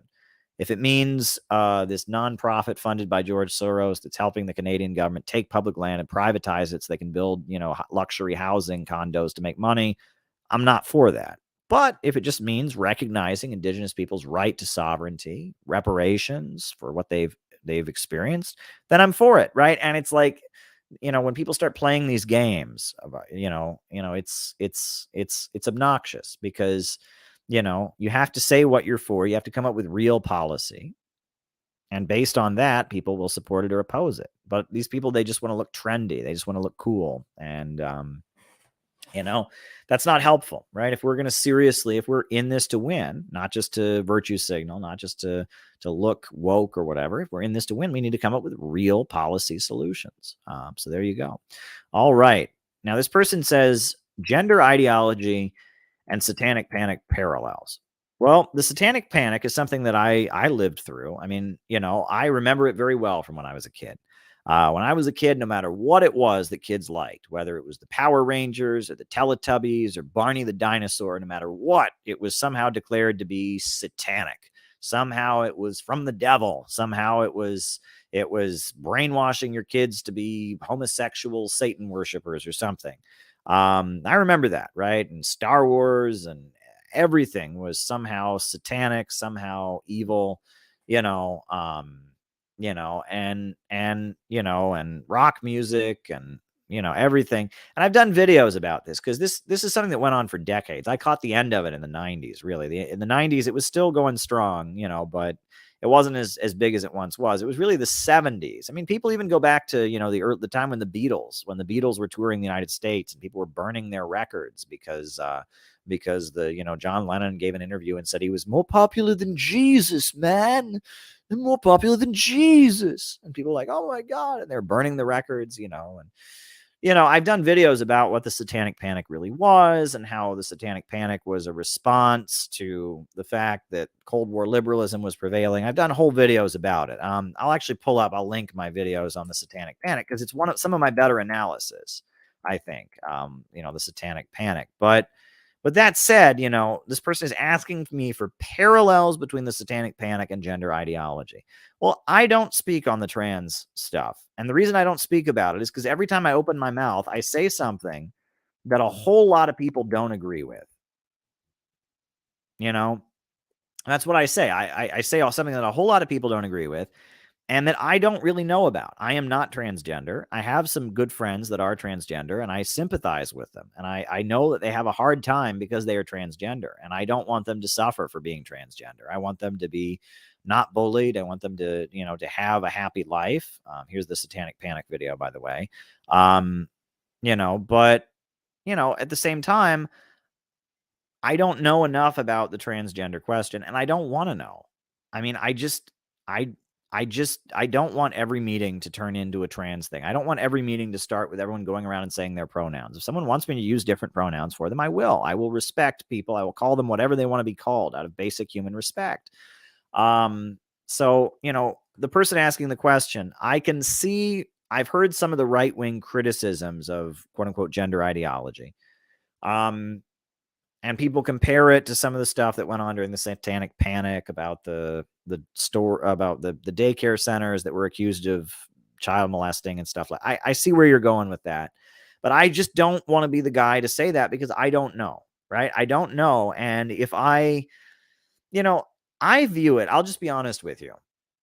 Either way, right? If I were to make these streams all about trans rights and canceling transphobes and calling out bigots who are oppressing trans people, if I were to do that, or I were to do the opposite, and I would, talk the way kind of like Tulsi Gabbard is talking right now and highlight people who've detransitioned and call it child abuse and stuff like that. If I were to do either of those things, the ruling class wins.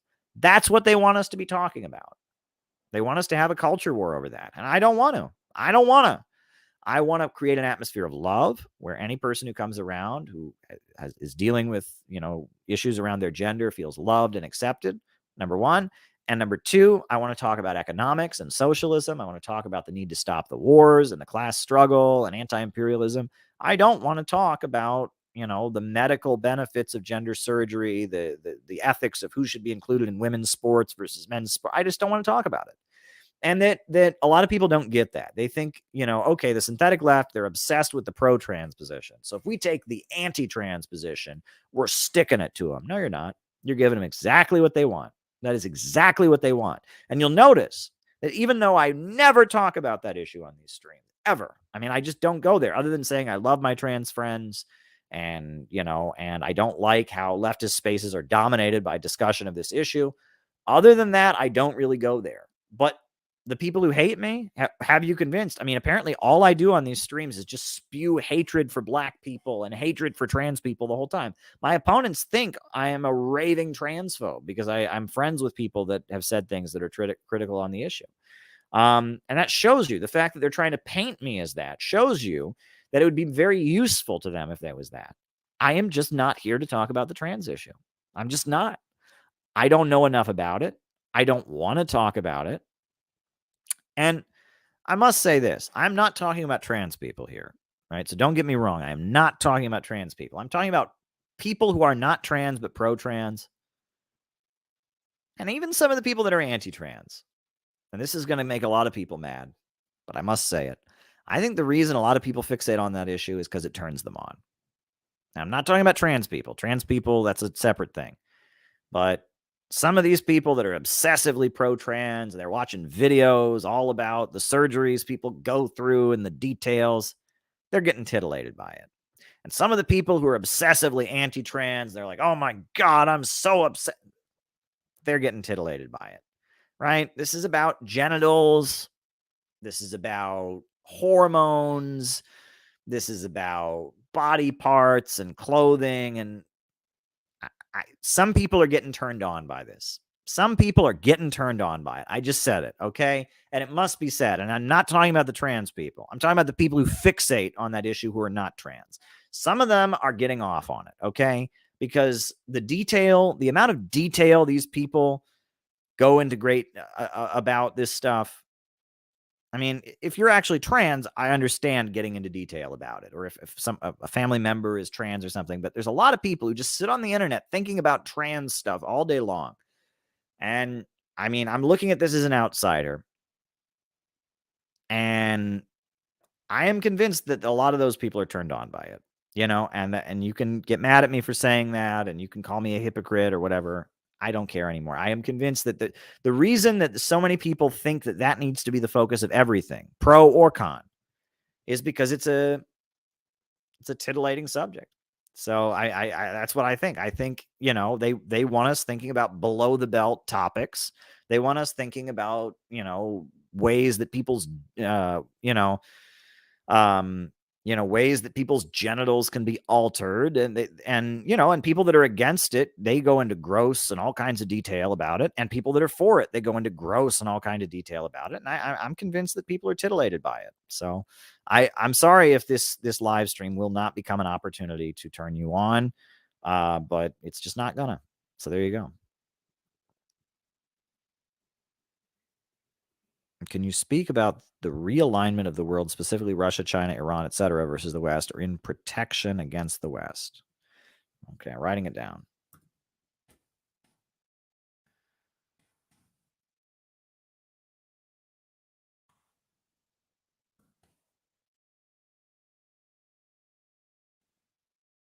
So there you go. There you go. So forgive me, I'm just not going to go into great depth about the trans issue. So I'm just not going to do it. And that's what they want. They want me to get on here and take a solid position and then make that all these streams are about. And I'm just not going to do that. I'm not going to go all in and be emotionally pro-trans and focus on canceling people that said something that's not pro-trans. And I'm also not going to make these streams all about people who've detransitioned and allegations of child abuse and stuff. I'm just not going to do it. I'm not going to do it. I'm not going to make this a culture war stream. I'm just not going to do it. That's not what I'm in this for. I will listen to people. I have many friends who are trans, and I have many friends who are, critical of the trans movement, and I will listen to you, and I love you no matter what position you take, but I'm just not here to make that what I'm about. I'm about socialism. I'm about anti-imperialism. So there you go. Patriotism and brain drain.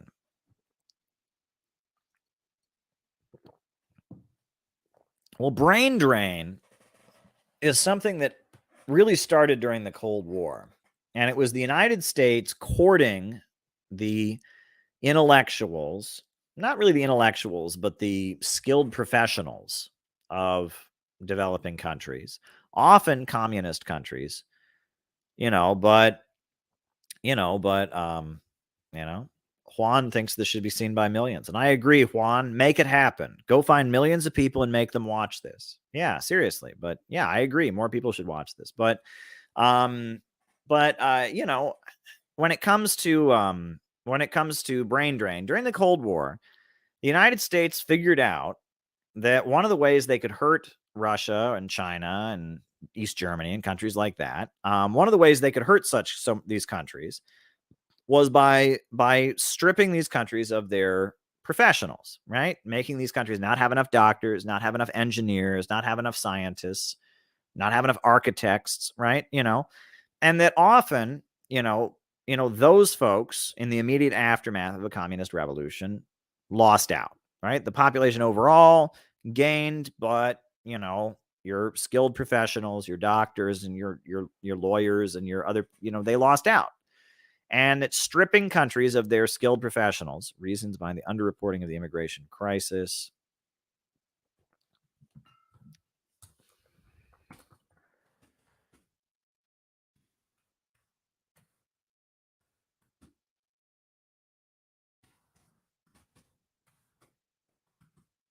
Anyhow, what was I saying? That stripping these socialist countries, creating an atmosphere where doctors could flee to the United States and get paid more money, engineers could flee to the United States and get paid more money, architects could flee to the United States and get paid more money. This hurt the socialist country, and it also benefited the United States. And now, and it doesn't just apply to socialist countries. It applies to like India. It applies to African countries.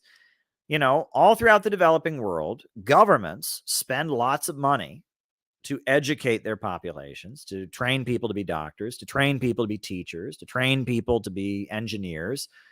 And then those people pack up their shit and move to the United States.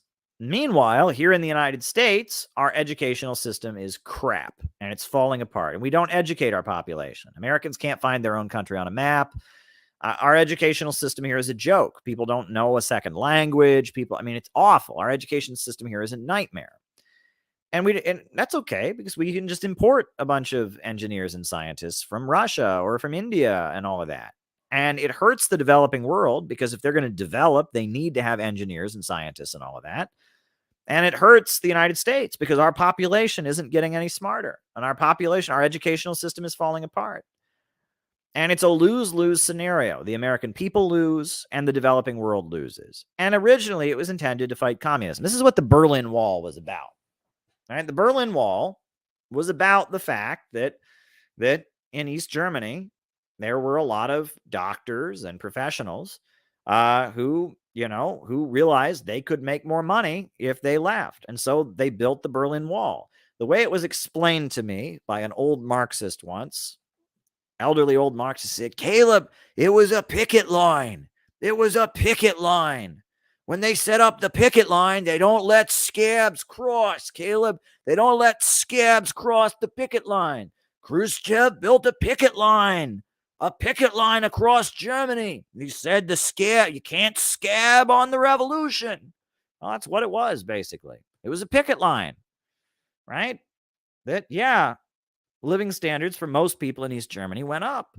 However, for doctors and engineers and others, it didn't. So the working class set up a picket line, and you can't scab on the revolution. And it's a very crude way of understanding it, but it's true, right? When workers set up picket lines in front of factories, they didn't just block employees of the factory who were in the union. They blocked everybody. They blocked the trucks. They blocked everything. That was the idea. Well, the Berlin Wall was a picket line, and it was saying to the doctors and the professionals and the engineers, no, you can't leave because we need you here to build socialism. It's a rather crude way of understanding it, but it was in response to brain drain, in response to this, this fact that socialist countries were losing their intellectuals. Brain drain, it hurts the United States. Brain drain hurts the socialist countries. And actually, at this point, it just hurts a lot of countries in the developing world. It's bad. Our educational system sucks, and people around the world don't have the engineers they need. So, there you go. That's the way I understand it. And this drives liberals crazy. I think some liberal saw me make a video about this and he just lost his mind. This drives liberals crazy, but they can't deny the facts. They just want to paint me as somehow this is anti-immigrant bigotry or something. It's not what it is, right? This isn't anti-immigrant bigotry. I'm not saying we shouldn't let people come to the country. I'm saying that this policy of not training our own people and having a shitty educational system, while at the same time stripping countries around the world of their intellectual, the worst people. I'll tell you the worst. There are a number of Cuban doctors in New York City. These people grind my gears. These are Cuban doctors. They grew up in Cuba. And the Cuban government has the best medical school in the world. And that's not according to Cuba. That's according to Ban Ki-moon, the UN Secretary General. He said that the Cuban medical school is the best in the world. So these people, they're born on the island of Cuba, which is a historically very impoverished country, but they have set up the socialist system there has built the best medical school in the world. They go to the best medical school in the world for free. Do you know how much medical school costs in America? They go to the best medical school in the world for free. For free. They go to the best medical school in the world for free. And after they get their free medical degree, then they hop on a boat and come to the United States and start practicing medicine in America and making way more money and going, oh, I was oppressed under communism. The communist government was so awful. I was oppressed. They gave you free medical education. Fuck you. They're the worst. And you can't ever argue with one of these people. I lived under it. I lived under it. I lived under it. There you go. You know, and there it is the worst thing. Do you know how much it has cost Cuba to live under that blockade, to build itself up, to build that medical school, to provide that education? You get that free education, and then you run to America, the country that's been trying to destroy your homeland, and reap the benefits of the free education, the free high-quality medical education you got in Cuba. And then you make up horror stories about, oh, the communist thugs broke into my home every night just to torture me. It's like, oh yeah, and tell Americans what they want to hear. It's the worst, you know. And but anyway, next question: are Whig ideas relevant in the American system today? You know, my understanding is that nowadays we have this notion of liberals and conservatives, or leftists versus conservatives, and that conservatives believe in free market economics and conservatives believe in religion and tradition, and leftists believe in more social democracy and more of a welfare state, and they also believe in lifting, restrictions and traditional morality.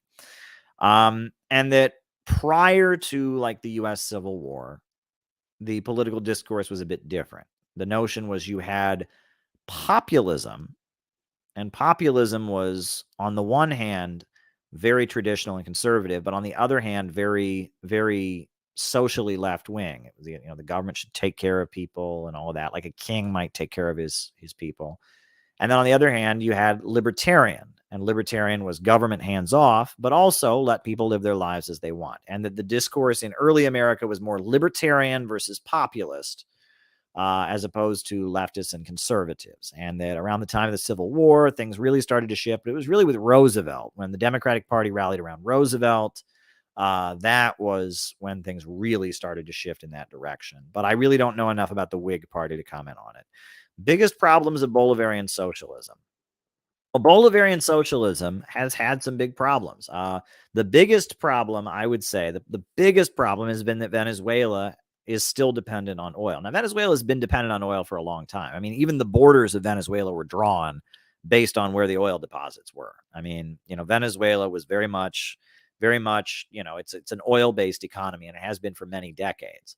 However, one of the goals of Bolivarian socialism was to break Venezuela out of being dependent on oil for most of the country's revenue and importing most of its other products. And unfortunately, Venezuela was unable to do that. Hugo Chavez, in his final speeches, he urged the building of colectivos that would build independent industry and such, and that reliance on oil combined with U.S. sanctions has made life in Venezuela very difficult. And things have improved in Venezuela in the last couple of years. They've gotten much better. But the final years of the Obama administration were vicious to Venezuela. They were really suffering in those final years. I mean, food shortages and everything. And it was because they're very reliant on oil. They don't produce enough of their own food. They don't produce enough of their own products. So that's a criticism of Venezuela. Another criticism I'll make is in Bolivia, the military was never changed. In Venezuela, they have changed the military. They passed a new constitution, and they it created a new military. The Venezuelan military is trained in Cuba. And I would say the Venezuelan military is more pro-communist than much of the population is. The Venezuelan military is really pro-Marxist, pro-communist. Whereas in Bolivia, Evo Morales put a new constitution in. He was moving the country towards socialism, but the military brass and the military institutions were against him. And that coup that happened at the very end of when Evo Morales was in power, when they removed him and they put in the right-wing woman, who now they have this leftist who's not really changing things. The reason that coup against Evo Morales was able to happen was because of the military and the fact that the military didn't change, and the state when Lenin writes about in his book, The State and Revolution, the state, the bodies of armed men, that's very important in any revolution, right? And that in a lot of the Bolivarian movements in Ecuador and Uruguay, a lot of the Bolivarian movements have been defeated because they didn't take the state, right? Venezuela, they changed the state. Nicaragua, they changed the state, right? And they created a new military. I mean, Nicaragua, they had the military from the revolution. They lost the election, but while the opposition was in power in Nicaragua, they weren't able to completely dismantle everything the socialists had built, and they were able to retake power as the global dynamics shifted in the 21st century. And the military in Nicaragua is extremely pro socialism and aligned with the leaders Ortega and the Sandinistas. And the state is a very key thing. In Venezuela, the state, they changed the nature of the military. They changed the state. And in Nicaragua, they changed the state. In Bolivia, they didn't change the state. And so Morales was removed. And now Bolivia looks like it's moving away from socialism. I mean, even though the Socialist Party is back in office, Morales is out, and the leaders don't look as radical as they were. And it looks like Bolivia, even though it's got a left government now, even though the coup plotters, the military folks that came into power through the coup are out, it looks like Bolivia is not moving in a socialist direction anymore. And the same in Ecuador. Correa was a socialist and a revolutionary, but he wasn't able to change the state. And within his own party, now we have leadership in Ecuador that is not revolutionary. So the state, those are my two biggest criticisms. Venezuela, the most specific criticism I have is the oil. And when it comes to Nicaragua and Venezuela compared to Bolivia and Ecuador and some of the other countries, it's been the lack of change of the state. All right. Thoughts on FIFA winning World Cup controversy? I have no idea about any of that. I just don't follow sports. I do apologize. I'm out of touch with the rest of the world. I know the world follows football, but I just don't. I don't. And I apologize for not being up on football, soccer, as we call it here in the United States, but I can't comment on that. So there you go. Leftcom writers and activists you respect. Well, the first on the list would be my good friend Brent Langle. Brent Langle is a good friend from Occupy Wall Street. He wrote the Durruti comic books. He wrote Snow White Zombie Apocalypse. He's a great guy. And I worked with him around Cecily McMillan's case and her freedom. I remember seeing him at the Yippee Cafe, and he was doing organizing. He's a very good friend of mine. He's a Buddhist. He's a skilled comic book writer, a skilled playwright. He's written award-winning plays, and he's a really good person. Brent Langle is a good friend of mine. He doesn't agree with a lot of things I do, but he's a loyal friend, and he's realized that, despite everything that has been said about me, we're still friends. And that's good. He's a really good guy. I also have some respect for Murray Bookchin. And I when I listen to Murray Bookchin's lectures, he very much understands Marxism. Marxism is the basis for his anarcho-communism. And he's able to criticize he's able to criticize the anarcho-primitivism and some of these other silly notions that come out of anarchist circles because he's rooted in Marxism. So I have respect for Murray Bookchin as well. All right. Was America involved in the Spanish Civil War? Well, the U.S. government certainly wasn't, because they had this thing called the Neutrality Act. And the Neutrality Act forbid, not only was the U.S. government not involved, but it forbid Americans from getting involved, right? American businesses couldn't be involved. And the U.S. government was very hands-off in the Spanish Civil War. But there were a number of Americans who were involved, and they were called the Abraham Lincoln Brigade. And they were a group of American communists, about 6,000 of them, who volunteered to go to Spain and fight to defend the Spanish Republic, the Abraham Lincoln Brigade. And you can read about them. They were heroes. And actually, the small town in Ohio that I'm from, Orrville, Ohio, Carl Geiser, who was a captain in the Abraham Lincoln Brigade. There was a Carl Geiser from Orrville, Ohio, my little town. He went and fought in Spain.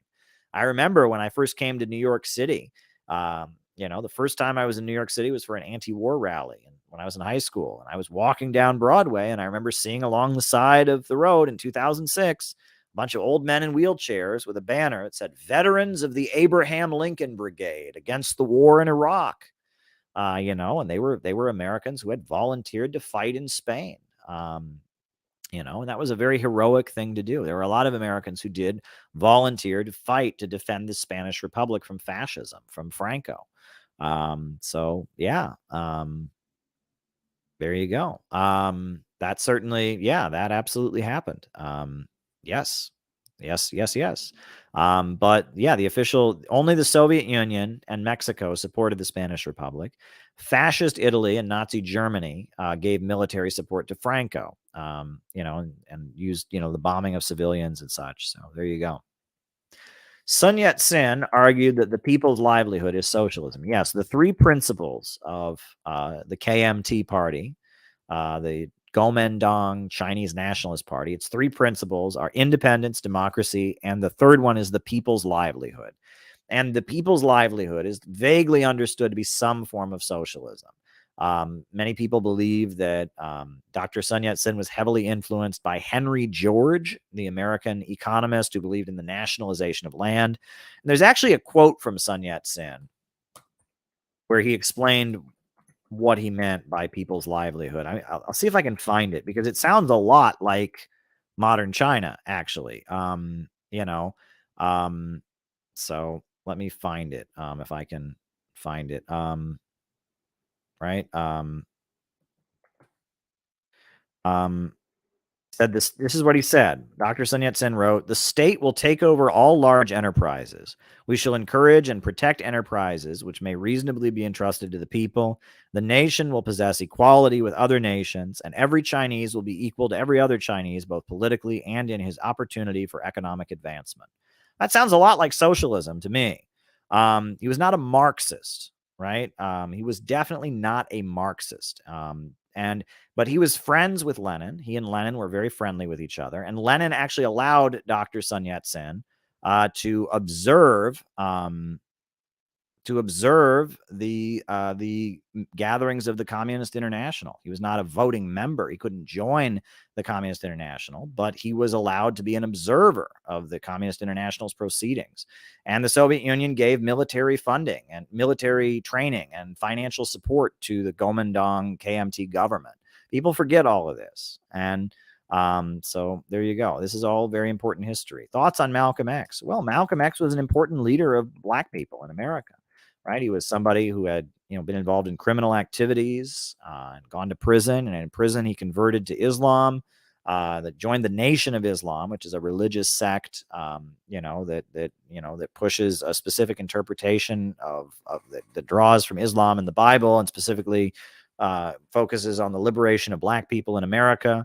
It's a Black nationalist religious group, the Nation of Islam, the NOI. And he became their most charismatic minister. And he was a spokesperson for the Honorable Elijah Muhammad. He eventually broke with the Nation of Islam, and then he was assassinated. And he was an iconic figure of the Black liberation movement. He led a mosque in Harlem, and his teaching, like the whole Black community was listening to him. He was an iconic figure in Black America. And many people have said you couldn't have had Martin Luther King Jr. without Malcolm X, because he was the radical that scared white America enough that many were willing to accept Martin Luther King Jr. because they were afraid of Malcolm X and his radicalism. And despite not being a communist, Malcolm X was definitely a supporter of Mao, definitely a supporter of African socialism, Kwame Nkrumah, and anti-imperialist struggles. So there you go. You talk about socialism with American characteristics. In U.S. communism, what industries would be nationalized and what would be kept private? All right.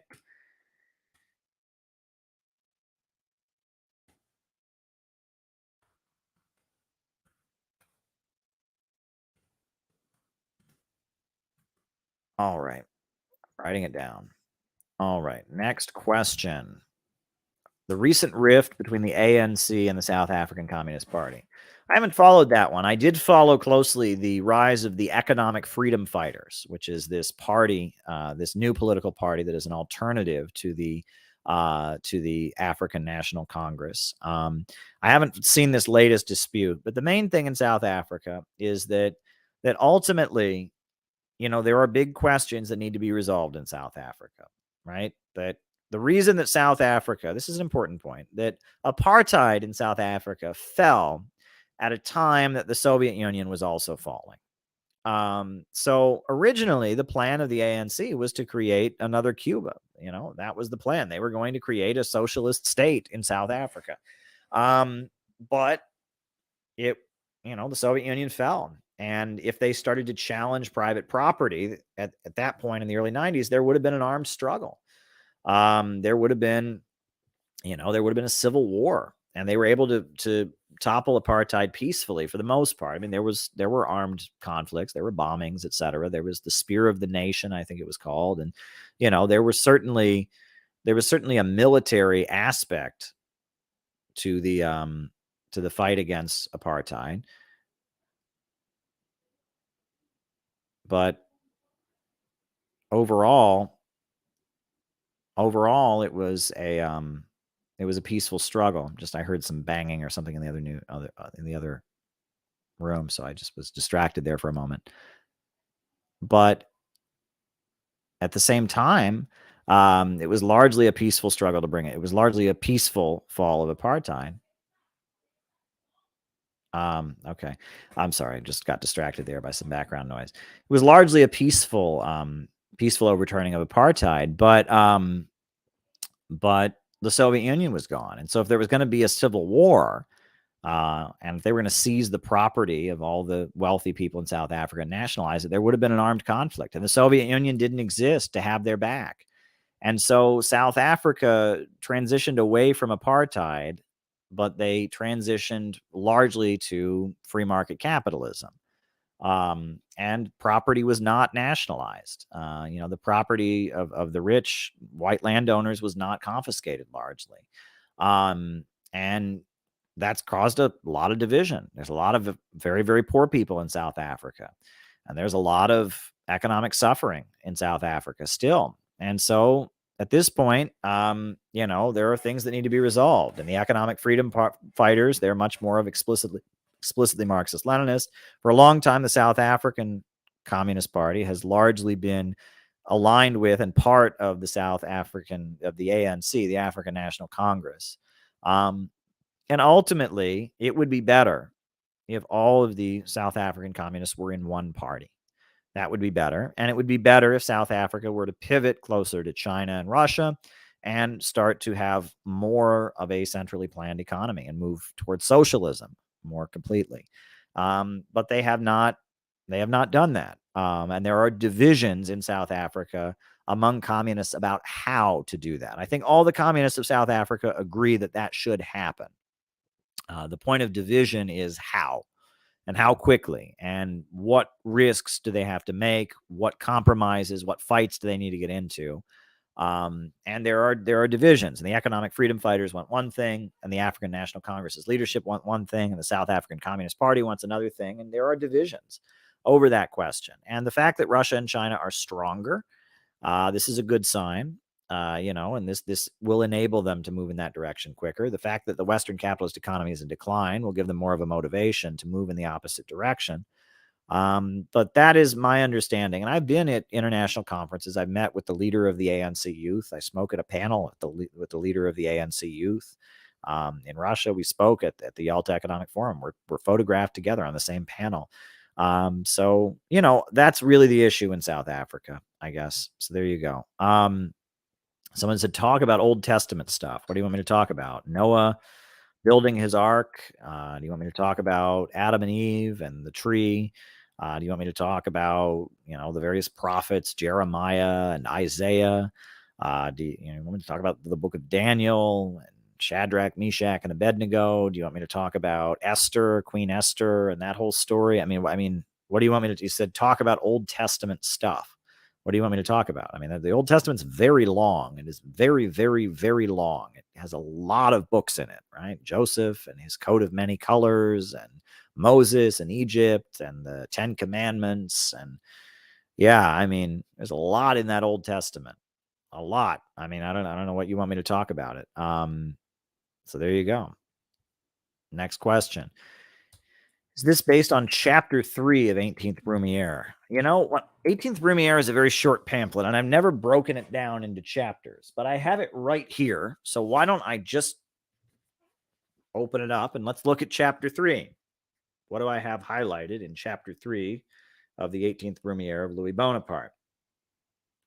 All right, this is Karl Marx's pamphlet, The 18th Brumaire of Louis Bonaparte, a pamphlet that I draw heavily from about divisions in the ruling class.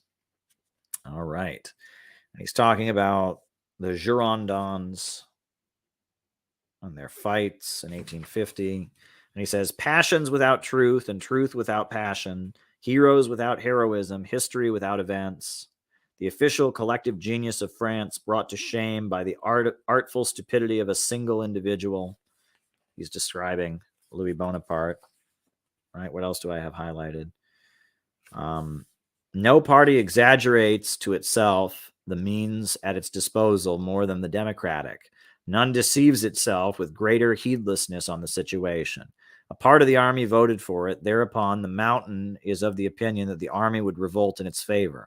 And by what occasion? By an occasion that, from the standpoint of the troops, meant nothing else than the revolutionary soldiers that should take part of the soldiers of Rome against French soldiers. All right, he's talking about the Party of Order, which was opposing Louis Bonaparte. He's talking about the coup, right, and how it went down, right? He's talking about the farmers. The farmers, deceived in all their expectations, more than ever ground down by the law scale of the price of corn on the one hand, and on the other by the growing load of taxation and mortgages, began to stir their departments. They answered their systemic baiting of schoolmasters, whom the government subjected to the clergy, by systemic baiting of mayors, whom it subjected to prefects, and by a system of espionage, to which all were subjected. In Paris and the large towns, the reaction itself carries the physiognomy of its own epoch. It irritates more than it cows. In the country, it becomes low, moan, petty, tiresome, vexatious. In a word, it becomes Genzarm. And it's easily understood about how 3 years the Genzarm regime, sanctified by the regime of the clergymen, was bound to demoralize and unripe the masses. This is chapter 3 is about how the coup went down, I believe, if I remember correctly. And then, no, that was chapter 4. That was chapter 4, I think. So I must have skipped. Right. So chapter 3. Okay. I'm talking about the National Guard, Mountaineers. Yeah, this is Karl Marx's very important pamphlet, which is very difficult to read because you don't have the context. The 18th Brumaire of Louis Bonaparte, where Karl Marx explains, the rise of the military dictator, the nephew of Napoleon Bonaparte, Louis Bonaparte, who seized power amid a capitalist crisis in France and tried to establish a kind of revolutionary military dictatorship in hopes of stabilizing French society amid a capitalist crisis. Marx completely mocks it, but he's analyzing it in the context of what does it mean for a working class revolution. There you go. Tulsi Gabbard doesn't speak about China very often, but it's anti-China. And that is true, and it's not good. It's disappointing. And that seems like the Trump wing of the bourgeoisie, they want to focus on fighting China. Well, I don't want them to fight China or Russia, right? I'm for anti-imperialism. I'm for the United States trading with China and Russia and joining the alternative economy that's growing because that's the future. But in order to do that, we have to break with imperialism. But yeah, Tulsi Gabbard, those Republicans, they hate China. They focus on hating China. And I think that this goes to fit my original thesis, which is the big oil companies that are pushing hostility to Russia because Russia is their competitor, and that driving Russia off the markets creates a scarcity, drives the price up, and that it's the Rockefeller think tanks, it's the big oil banks on Wall Street, Chase Bank, that is basically synonymous with ExxonMobil, Standard Oil of the Rockefellers, the Morgans, that's JP Morgan Chase, that's Wall Street, HSBC Bank, that's BP basically. That's a major British bank, and it's also British Petroleum. And that it's the oil wing. That's big oil is with the Democrats, it appears. And it tends to be manufacturers that don't like China. Apple hates China, even though they make a lot of their phones in China, right? They make iPhones in China. Apple still hates China, and it really hates the Chinese state-controlled telecommunications manufacturer, Huawei. China has the biggest telecommunications manufacturer in the world. It's Huawei Technologies, and it's a major competitor with all Western cell phone companies. They make the best cell phones in the world. All right, Huey Long. Huey Long was a populist. He was the governor of Louisiana. He wiped out illiteracy in the state of Louisiana. He was loved in the state of Louisiana. Huey Newton, the founder of the Black Panther Party, is named after Huey Long. Huey Long, he built infrastructure, built roads and bridges across the state. He gave textbooks to children so they could learn in school better. He was a fighter for the working class, a fighter for the common people in Louisiana, and he was assassinated. He was going to run against Roosevelt in the Democratic primary in 1936, and he was assassinated. He was a populist, a champion of the workers and the farmers. They tried to impeach him. He was the governor of Louisiana. They tried to impeach him, and then the poor people would all pile into the state capitol building and shut the capitol down, and then he would not be impeached. And then in addition to that, he became the senator, a U.S. senator, and he formed the Share Our Wealth movement. He was a great individual. In fact, just because we like doing that on these streams, I think we will watch some Huey Long, right? Just because I've been talking here a little bit and I've got plenty more questions to answer, right? But before I do that, why don't we I love listening to Huey Long. So I have a compilation reel of Huey Long, the actual man, and also John Goodman, the actor, portraying Huey Long. So I have this compilation, and we'll just watch some actual footage of Huey Long, as well as a compilation of video. Why did Huey Long call himself an anti-communist? Good question. Huey Long always said that he was the only one who could save America from communism. They accused him of being a communist. There are many cartoons of him with a hammer and sickle behind himself. They called him the Karl Marx of the hillbillies. There were many times they called him a communist. And he always said, no, I'm going to save America from communism. If you don't implement my Share Our Wealth policies, you're going to have a violent revolution. I don't want a violent revolution. I want to hold off a violent revolution with my program of Share the Wealth. But on top of that, the main thing to remember about Huey Long was that Huey Long was the governor of Louisiana. And there was very little of a labor movement in Louisiana at that time, right? That was the Jim Crow South. It was largely an agricultural state. The main thing Louisiana had was oil. It was an oil producing state. And he taxed the oil refineries and he taxed the oil extraction. And he used the taxed oil revenue to build up a huge state apparatus. But it was mainly small farmers who supported him. And the labor movement was the focus of communists during those years. Communists were building industrial unions. So he had no relationship with the Communist Party. The Communist Party was building industrial unions. He was a populist who built infrastructure and provided government and created kind of a welfare state for the farmers and built up a strong state apparatus. So that was one of the main things. And Roosevelt was aligned with the Rockefellers and Big Oil, whereas Big Oil was mainly Huey Long was fighting against. He was focused on fighting against Big Oil. So because of that, Big Oil didn't particularly like him, and Big Oil was aligned with Roosevelt, and he didn't have an alliance with the labor movement, and the labor movement was where the Communist Party focused.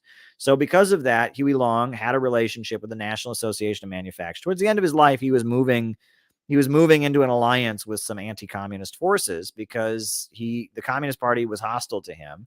He wasn't connected to the labor movement, and his main thing was opposing Roosevelt from the left, right? Demanding a bigger welfare state from Roosevelt and more dramatic government action to improve working people's lives. But at the same time that he was doing that, he was kind of lining up against the Roosevelt coalition, and he didn't have any ties to organized labor. So I wasn't saying Tulsi's anti-China. She just avoids challenging people on the issue. Yeah, that's true. And it's unfortunate. And I think it's because she's drifting into more pro-Republican circles. I think that's really all there is to it. I wish this video would download quicker. I guess because I'm broadcasting at the same time I'm downloading. It's not a very big video, but it's taken a while to download here. But I'm going to show some Huey Long just because I want the audience to see it. If Bernie Sanders had sounded like Huey Long, this country would be so different. Socialism doesn't have to be weak. Socialism doesn't have to be pathetic. Socialism doesn't have to be hugs and rainbows and teddy bears. I mean, Huey Long, listen to Huey Long. That is how socialists should sound. I can't wait for this video to finish downloading. But, Huey Long was really, really something special. He was a great great leader of Louisiana, and he was widely loved, right? And he mobilized the working class. And, there's a reason that Huey Newton is named after him. In Huey Newton's autobiography, he talks about the fact that that black people in Louisiana really benefited from Huey Long. It was because of Huey Long that the first black women in the state of Louisiana could become nurses. It was because of Huey Long that voter registration among black people, which was very limited in the Jim Crow South, was expanded, and that black people were able to vote. Because of Huey Long, there were black ministers who were leaders of the Share Our Wealth movement, and the Ku Klux Klan opposed Huey Long. And in fact, Huey Long's career in politics in Louisiana, who's Patrick Lancaster? I'm generally open to being interviewed by anybody, but I don't know who Patrick Lancaster is. But I wouldn't be opposed to it. I mean, it sounds like a good guy. I don't know who it is though, but is because, Huey Long fought the Ku Klux Klan. He aligned with the Catholics in the Democratic Party of Louisiana to oppose the Klan. And Louisiana is a largely Roman Catholic state because of the history of France. Because of France's, it was originally a French colony. There was the Louisiana Purchase. And there's a lot of Catholics in Louisiana. A lot of Catholics in Louisiana. Huey Long stuck up for them against the Klan. The Ku Klux Klan was a very anti-Catholic group. And, when there was an attempted military coup against Huey Long, and the newspapers compared it to fighting against the Northern, Republican Party and the carpetbaggers. I mean, it was very clear that Huey Long was viewed as a populist. He was viewed as a leftist. He was viewed as a friend of black people. He was viewed as an opponent of the status quo, as an opponent of the rich and powerful. And, this narrative that, oh, well, he was a racist or whatever. I mean, it's like he was running a Jim Crow state in the South, but he fought for the rights of black people, and he was challenging the status quo, and black people loved him for it. But yeah, we'll pull it up. Pull up the video here. Okay. Hold on. All right, here we go. According to the tables which we have assembled, it is our estimate that 4% of the American people own 85% of the wealth of America, and that over 70% of the people of America don't own enough to pay the debts that they owe. How many men ever went to a barbecue and would let one man take off the table what's intended for 9/10 of the people to eat? The only way you'll ever be able to feed the balance of the people is to make that man come back and bring back some of that grub he ain't got no business with.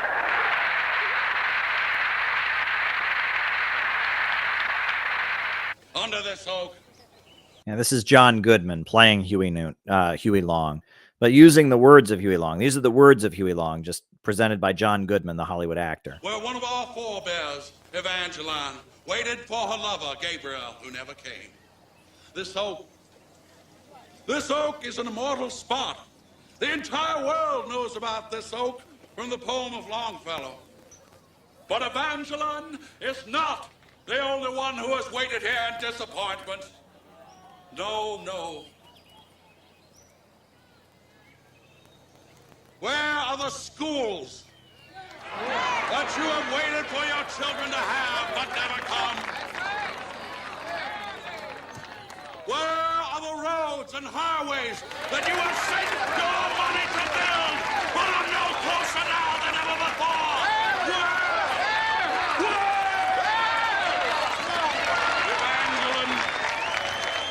Evangeline wept bitter tears. But that only lasted one lifetime. Your tears in this land and around this oak have lasted for generations. Will you let me dry the tears of those who still weep?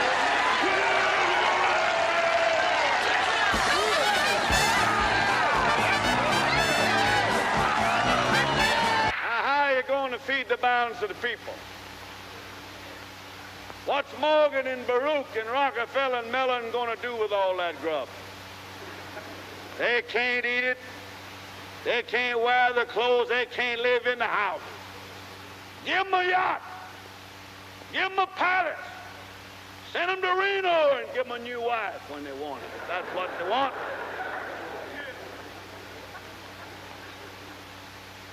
But when they've got everything on the God's living earth that they can eat and they can wear and they can live in, and all that their children can live in and wear and eat and all their children's children can use, then we got to call Mr. Morgan and Mr. Mellon and Mr. Rockefeller back and say, come back here. Put that stuff back on this table here that you took away from here, that you don't need. Leave something else for the American people to consume. And that's the program. We're not going to destroy the Gulf Refining Company. We're not going to destroy the Standard Oil Company. But we're going to say that the limit of any one man's stock ownership in the Standard Oil Company is from $3 to $5 million to that individual, and that the balance of the people of America own the balance of what the Standard Oil Company is worth. All right.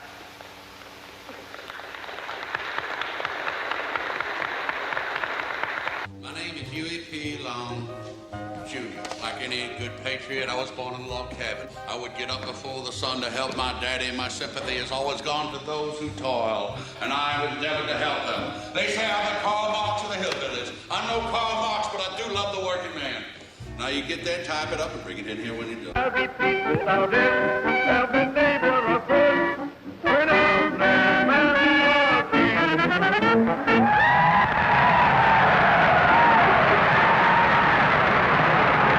and the masses of America, 75 to 80 to 85% of the people not only give up their property year after year, but they go further and further and further into economic slavery to where the flesh and blood of the born and the unborn will never be able to raise the debt, let alone come back and rescue the property that they've lost from these depressions. You know how for most of you, your pocketbooks are empty, your bellies are tight? They tell us we are even faced with communism. Why not? When 1% of the people control wealth. I'm not a communist. I would not take a single luxury away. But when we reach a point where some men have so many millions and another 100 or so means nothing to them, we are going to have to siphon off some of the water for our own little pool. That's God's law. Look it up in Leviticus. Well, we are going to restrict the piling up of wealth in the hands of the few, and we are going to give it to the people. Now, this is a chance for you to make your voices heard in Washington. We have created an organization called Share Our Wealth Society, and we have prepared a pamphlet for it, and we can send it to you for free, and the whole plan is set forth in it. So I'm appealing to you to organize a Share Our Wealth Society in your own community tonight or tomorrow, and help me, as your servant, see that the government of this country is returned to the people. And now, the corporate element of this state that were cheek bejeweled, hand in hand with them, who profited by it, who ransacked this state for the element of their allies, are being told what they can do and what they can't do, what they will pay, what they can't keep from paying for the welfare of the people of Louisiana, and we expect to have this state ruled by the people and not by the Lord and the interest of high finance. Will the distinguished senator from wherever the hell he's from please yield the floor for 1 moment? I will reluctantly yield the floor to the junior senator from Louisiana.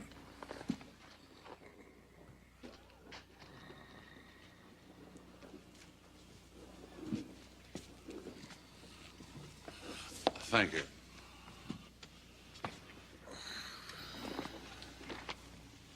Now, when I first came here to Washington 6 months ago, I felt that we were on a mission to save this country from the despair which is gripping it. but all I get is a good deal of dither and blather from both parties. Millions and millions of workers are out of work. Millions of farmers are losing their farms to the banks, and what are the banks going to do with them? Now, you listen to me. Stop fooling around. Break up the concentration of wealth in this country and redistribute it according to the Lord's plan. Or if you do not, listen. Go to now, ye rich men, weep and howl for your miseries that shall come upon you. Weep and howl.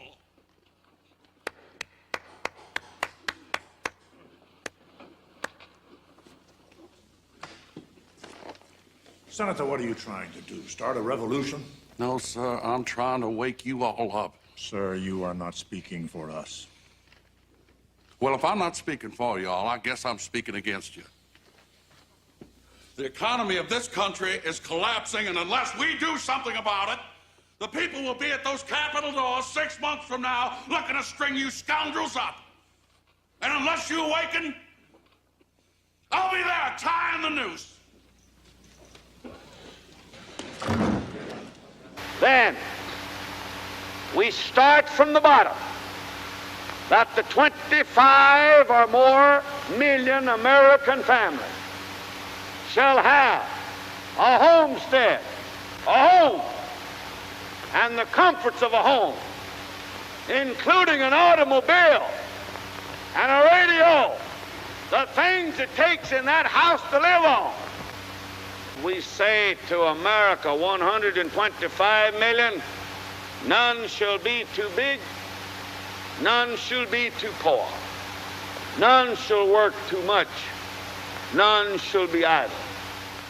No luxurious mansions empty, none walking the streets, none impoverished, none in pestilence, none in want, but in the land blessed by the smile of the Creator, with everything to be consumed, to be eaten, to be worn, that America will become a land sharing the fruits of the land, not for the favored few, not to satisfy greed, but that all may live in a land in which the Lord has provided an abundance sufficient for the luxury and convenience of the people in general, I think. Wow, that was Huey Long. That was great, wasn't it, folks? I posted that clip for a reason. I wanted people to see that. So yeah, when someone super chatted me asking about Huey Long, I thought I would just show you the real thing. That was the words of Huey Long portrayed by the actor John Goodman, and that was also Huey Long himself. And that is some powerful stuff. Next super chat we've got is from John McCarthy. He says the Uhuru movement are having a telethon on Tuesday for a healthcare clinic.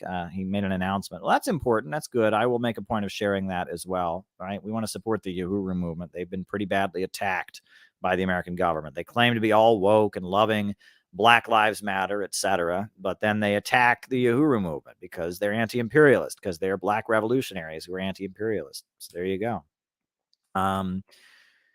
Naming videos. This is a suggestion that someone said. Naming videos with the topics of the general remarks as a way to make them easier to find. Well, I number the videos. That was a suggestion, that I number them.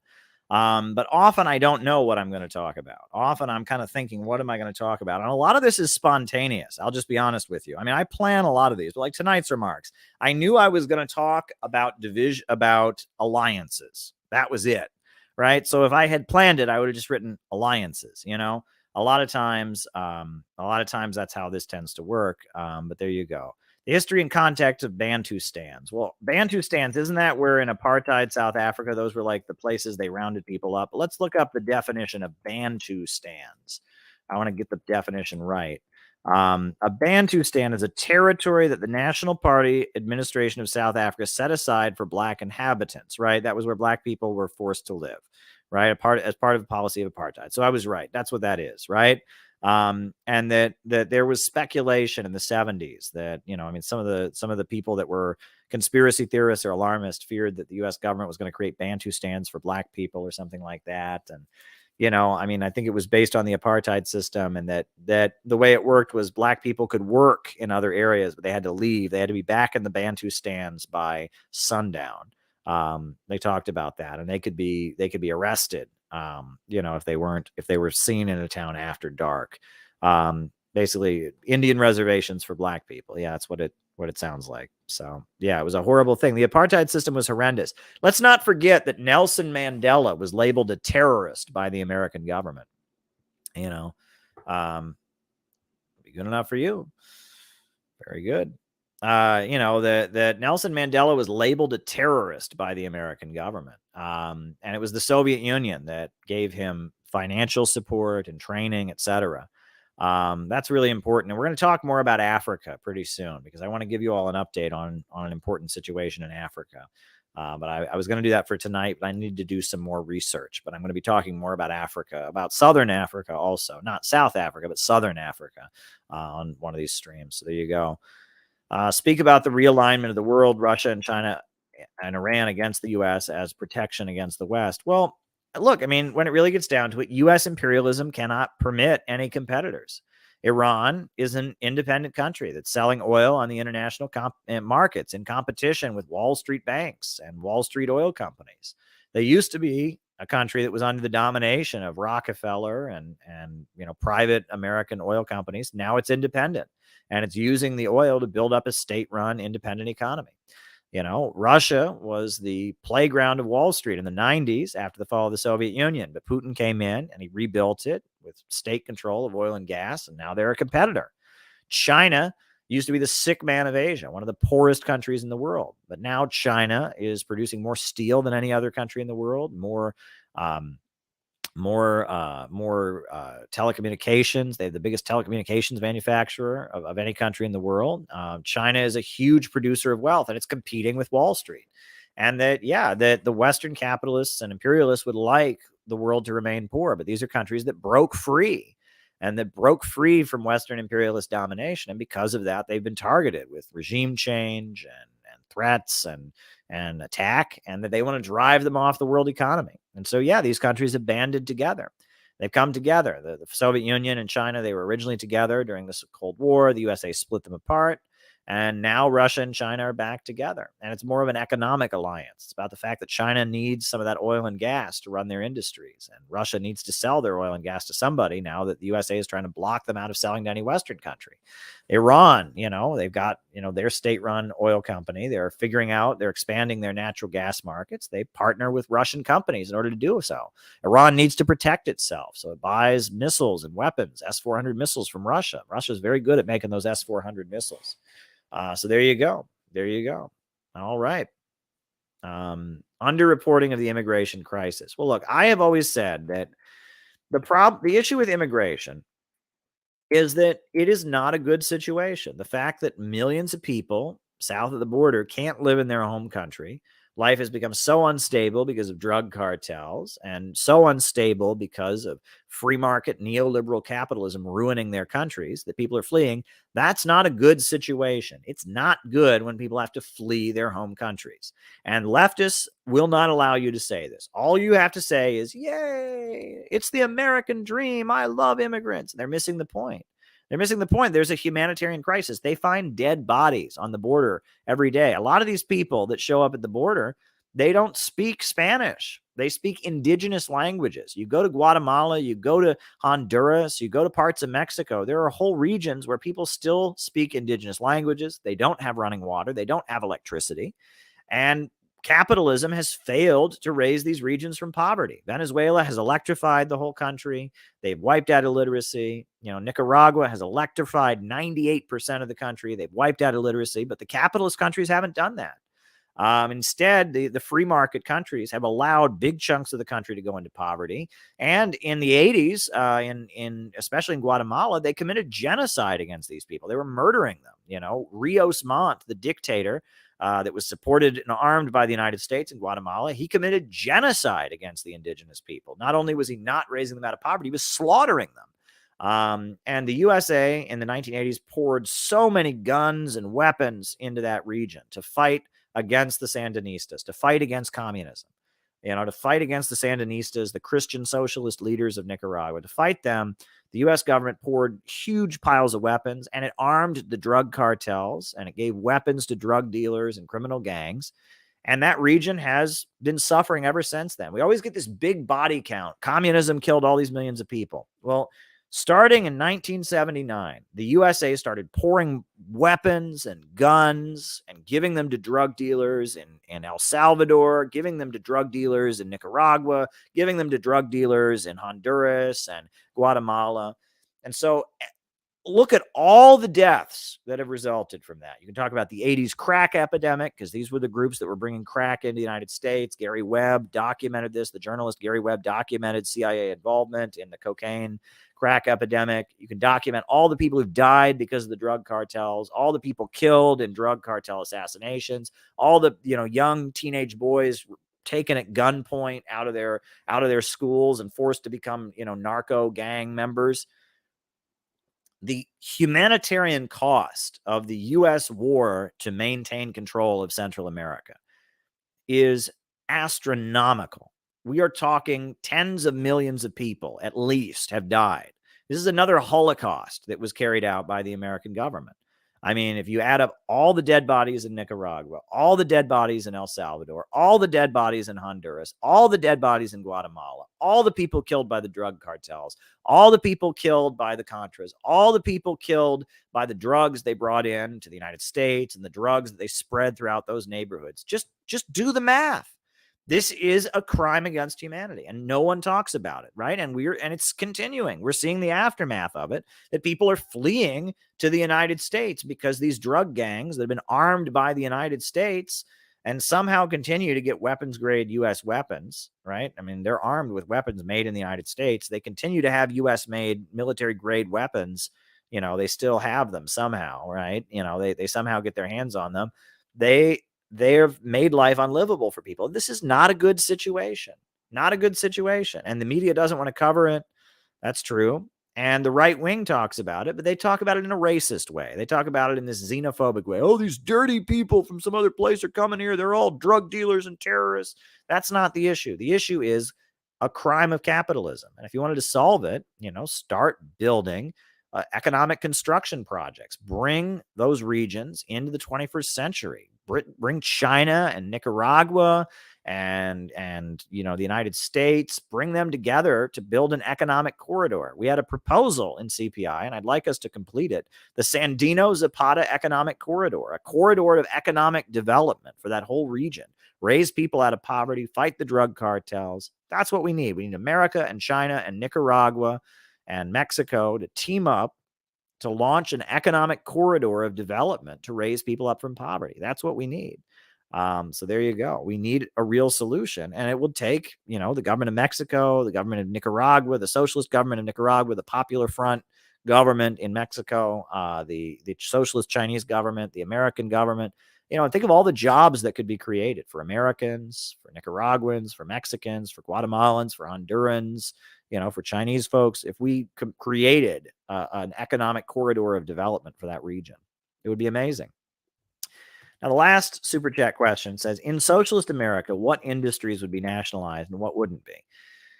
Well, and what would be kept private? Well, the thing is, that would change over the course of socialism being developed. You'll notice, for example, right? We're in vastly different circumstances than the Soviet Union. Vastly different circumstances. But the Soviet Union, they had first war communism. Everything was nationalized. They could win the Civil War. Then they had the new economic policy where they had markets. And then they had, socialism in one country and 5-year plans, which was 91% state ownership. And then later in the 80s, they had perestroika and glasnost.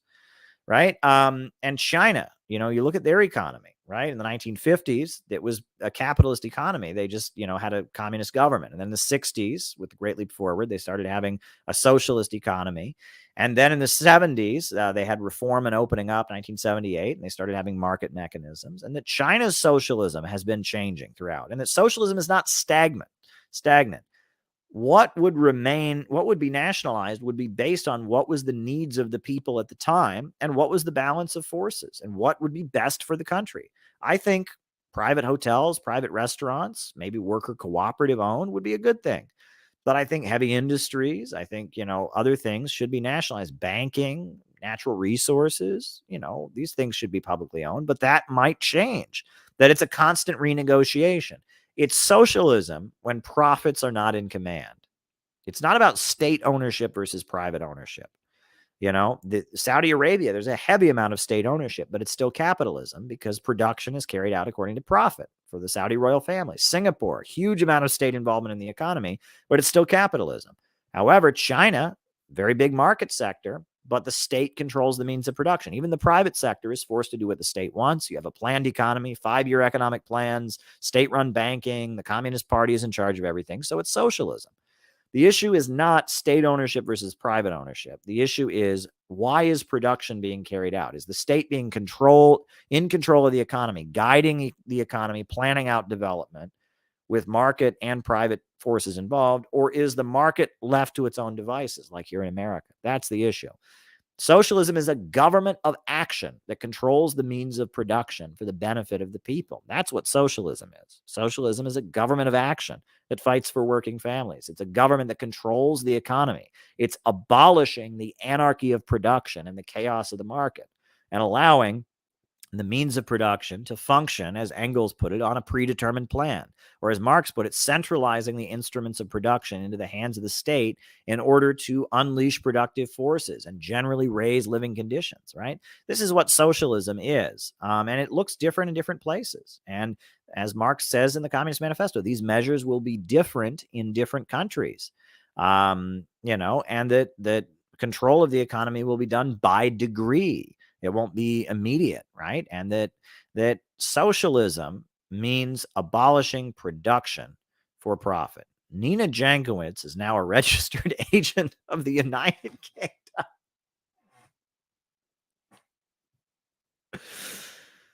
Wow. That's interesting. Nina Jankowicz is now officially working for the United Kingdom.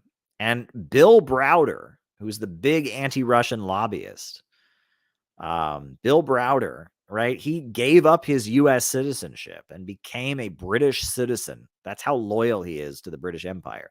He was a U.S. citizen. He worked in Russia, and he actually gave up his American citizenship and joined Britain. That's how and it is very true that a lot of this push for anti-Russian hostility comes from the British, right? It's that Anglo-American establishment. They very much are pushing the anti-Russia stuff. Not that there aren't other sections of the economy that are pushing anti-China stuff and all of that, but the main thrust behind the anti-Russia push comes from the Anglo-American establishment.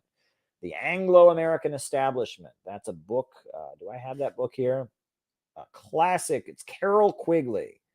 Carroll Quigley. I thought I had that book here. I guess I don't. But Carroll Quigley was the American academic who wrote about the influence of the British over American politics. And it's quite massive. And that seems to be who's pushing it. The Eastern establishment, the liberals, the Council on Foreign Relations, Cecil Rhodes Round Table Group. And that's who's pushing it. That is very much who's pushing it. Speaking of which, who's more of a representative of the British Empire than the king himself, right? And I mean, shout out to Pella, if Pella's watching. Before he became king about a year ago, this is how Prince Charles was speaking. You all carry a heavy burden on your shoulders, and you do not need me to tell you that the eyes and hopes of the world are upon you, to act with all dispatch and decisively, because time has quite literally run out. The scale and scope of the threat we face call for a global systems-level solution based on radically transforming our current fossil fuel-based economy. That's right. Right. This is the British Empire saying, oh, global warming, it's a big threat. We got to transform the U.S. economy. We got to drastically transform the global economy. Global warming, it's his obsession. To one that is genuinely renewable and sustainable. I.e. degrowth, i.e. using less electricity, i.e. using less resources, i.e. driving down the population. So, ladies and gentlemen, my plea today is for countries to come together to create the environment that enables every sector of industry to take the action required. We know this will take trillions, not billions of dollars. We also know that countries, many of whom are burdened by growing levels of debt, simply cannot afford to go green. Here we need a vast military-style campaign to marshal the strength of the global private sector. With trillions at its disposal, far beyond global GDP, and with the greatest respect, beyond even the governments of the world's leaders, it offers the only real prospect of achieving fundamental economic transition. Fundamental economic transition. That is the voice of the British Empire. That makes everyone who passed Browder's Magnitsky Act a foreign agent. Yeah, indeed. But that is the voice of the British Empire. That is the voice of the Anglo-American establishment, of the ultra-rich, of the oligarchs based in London and in Wall Street. Global transition to reduce consumption, to kill off the useless eaters, to keep the world poorer and poorer and poorer so that they can stay rich. That is the British Empire, and that is what they want.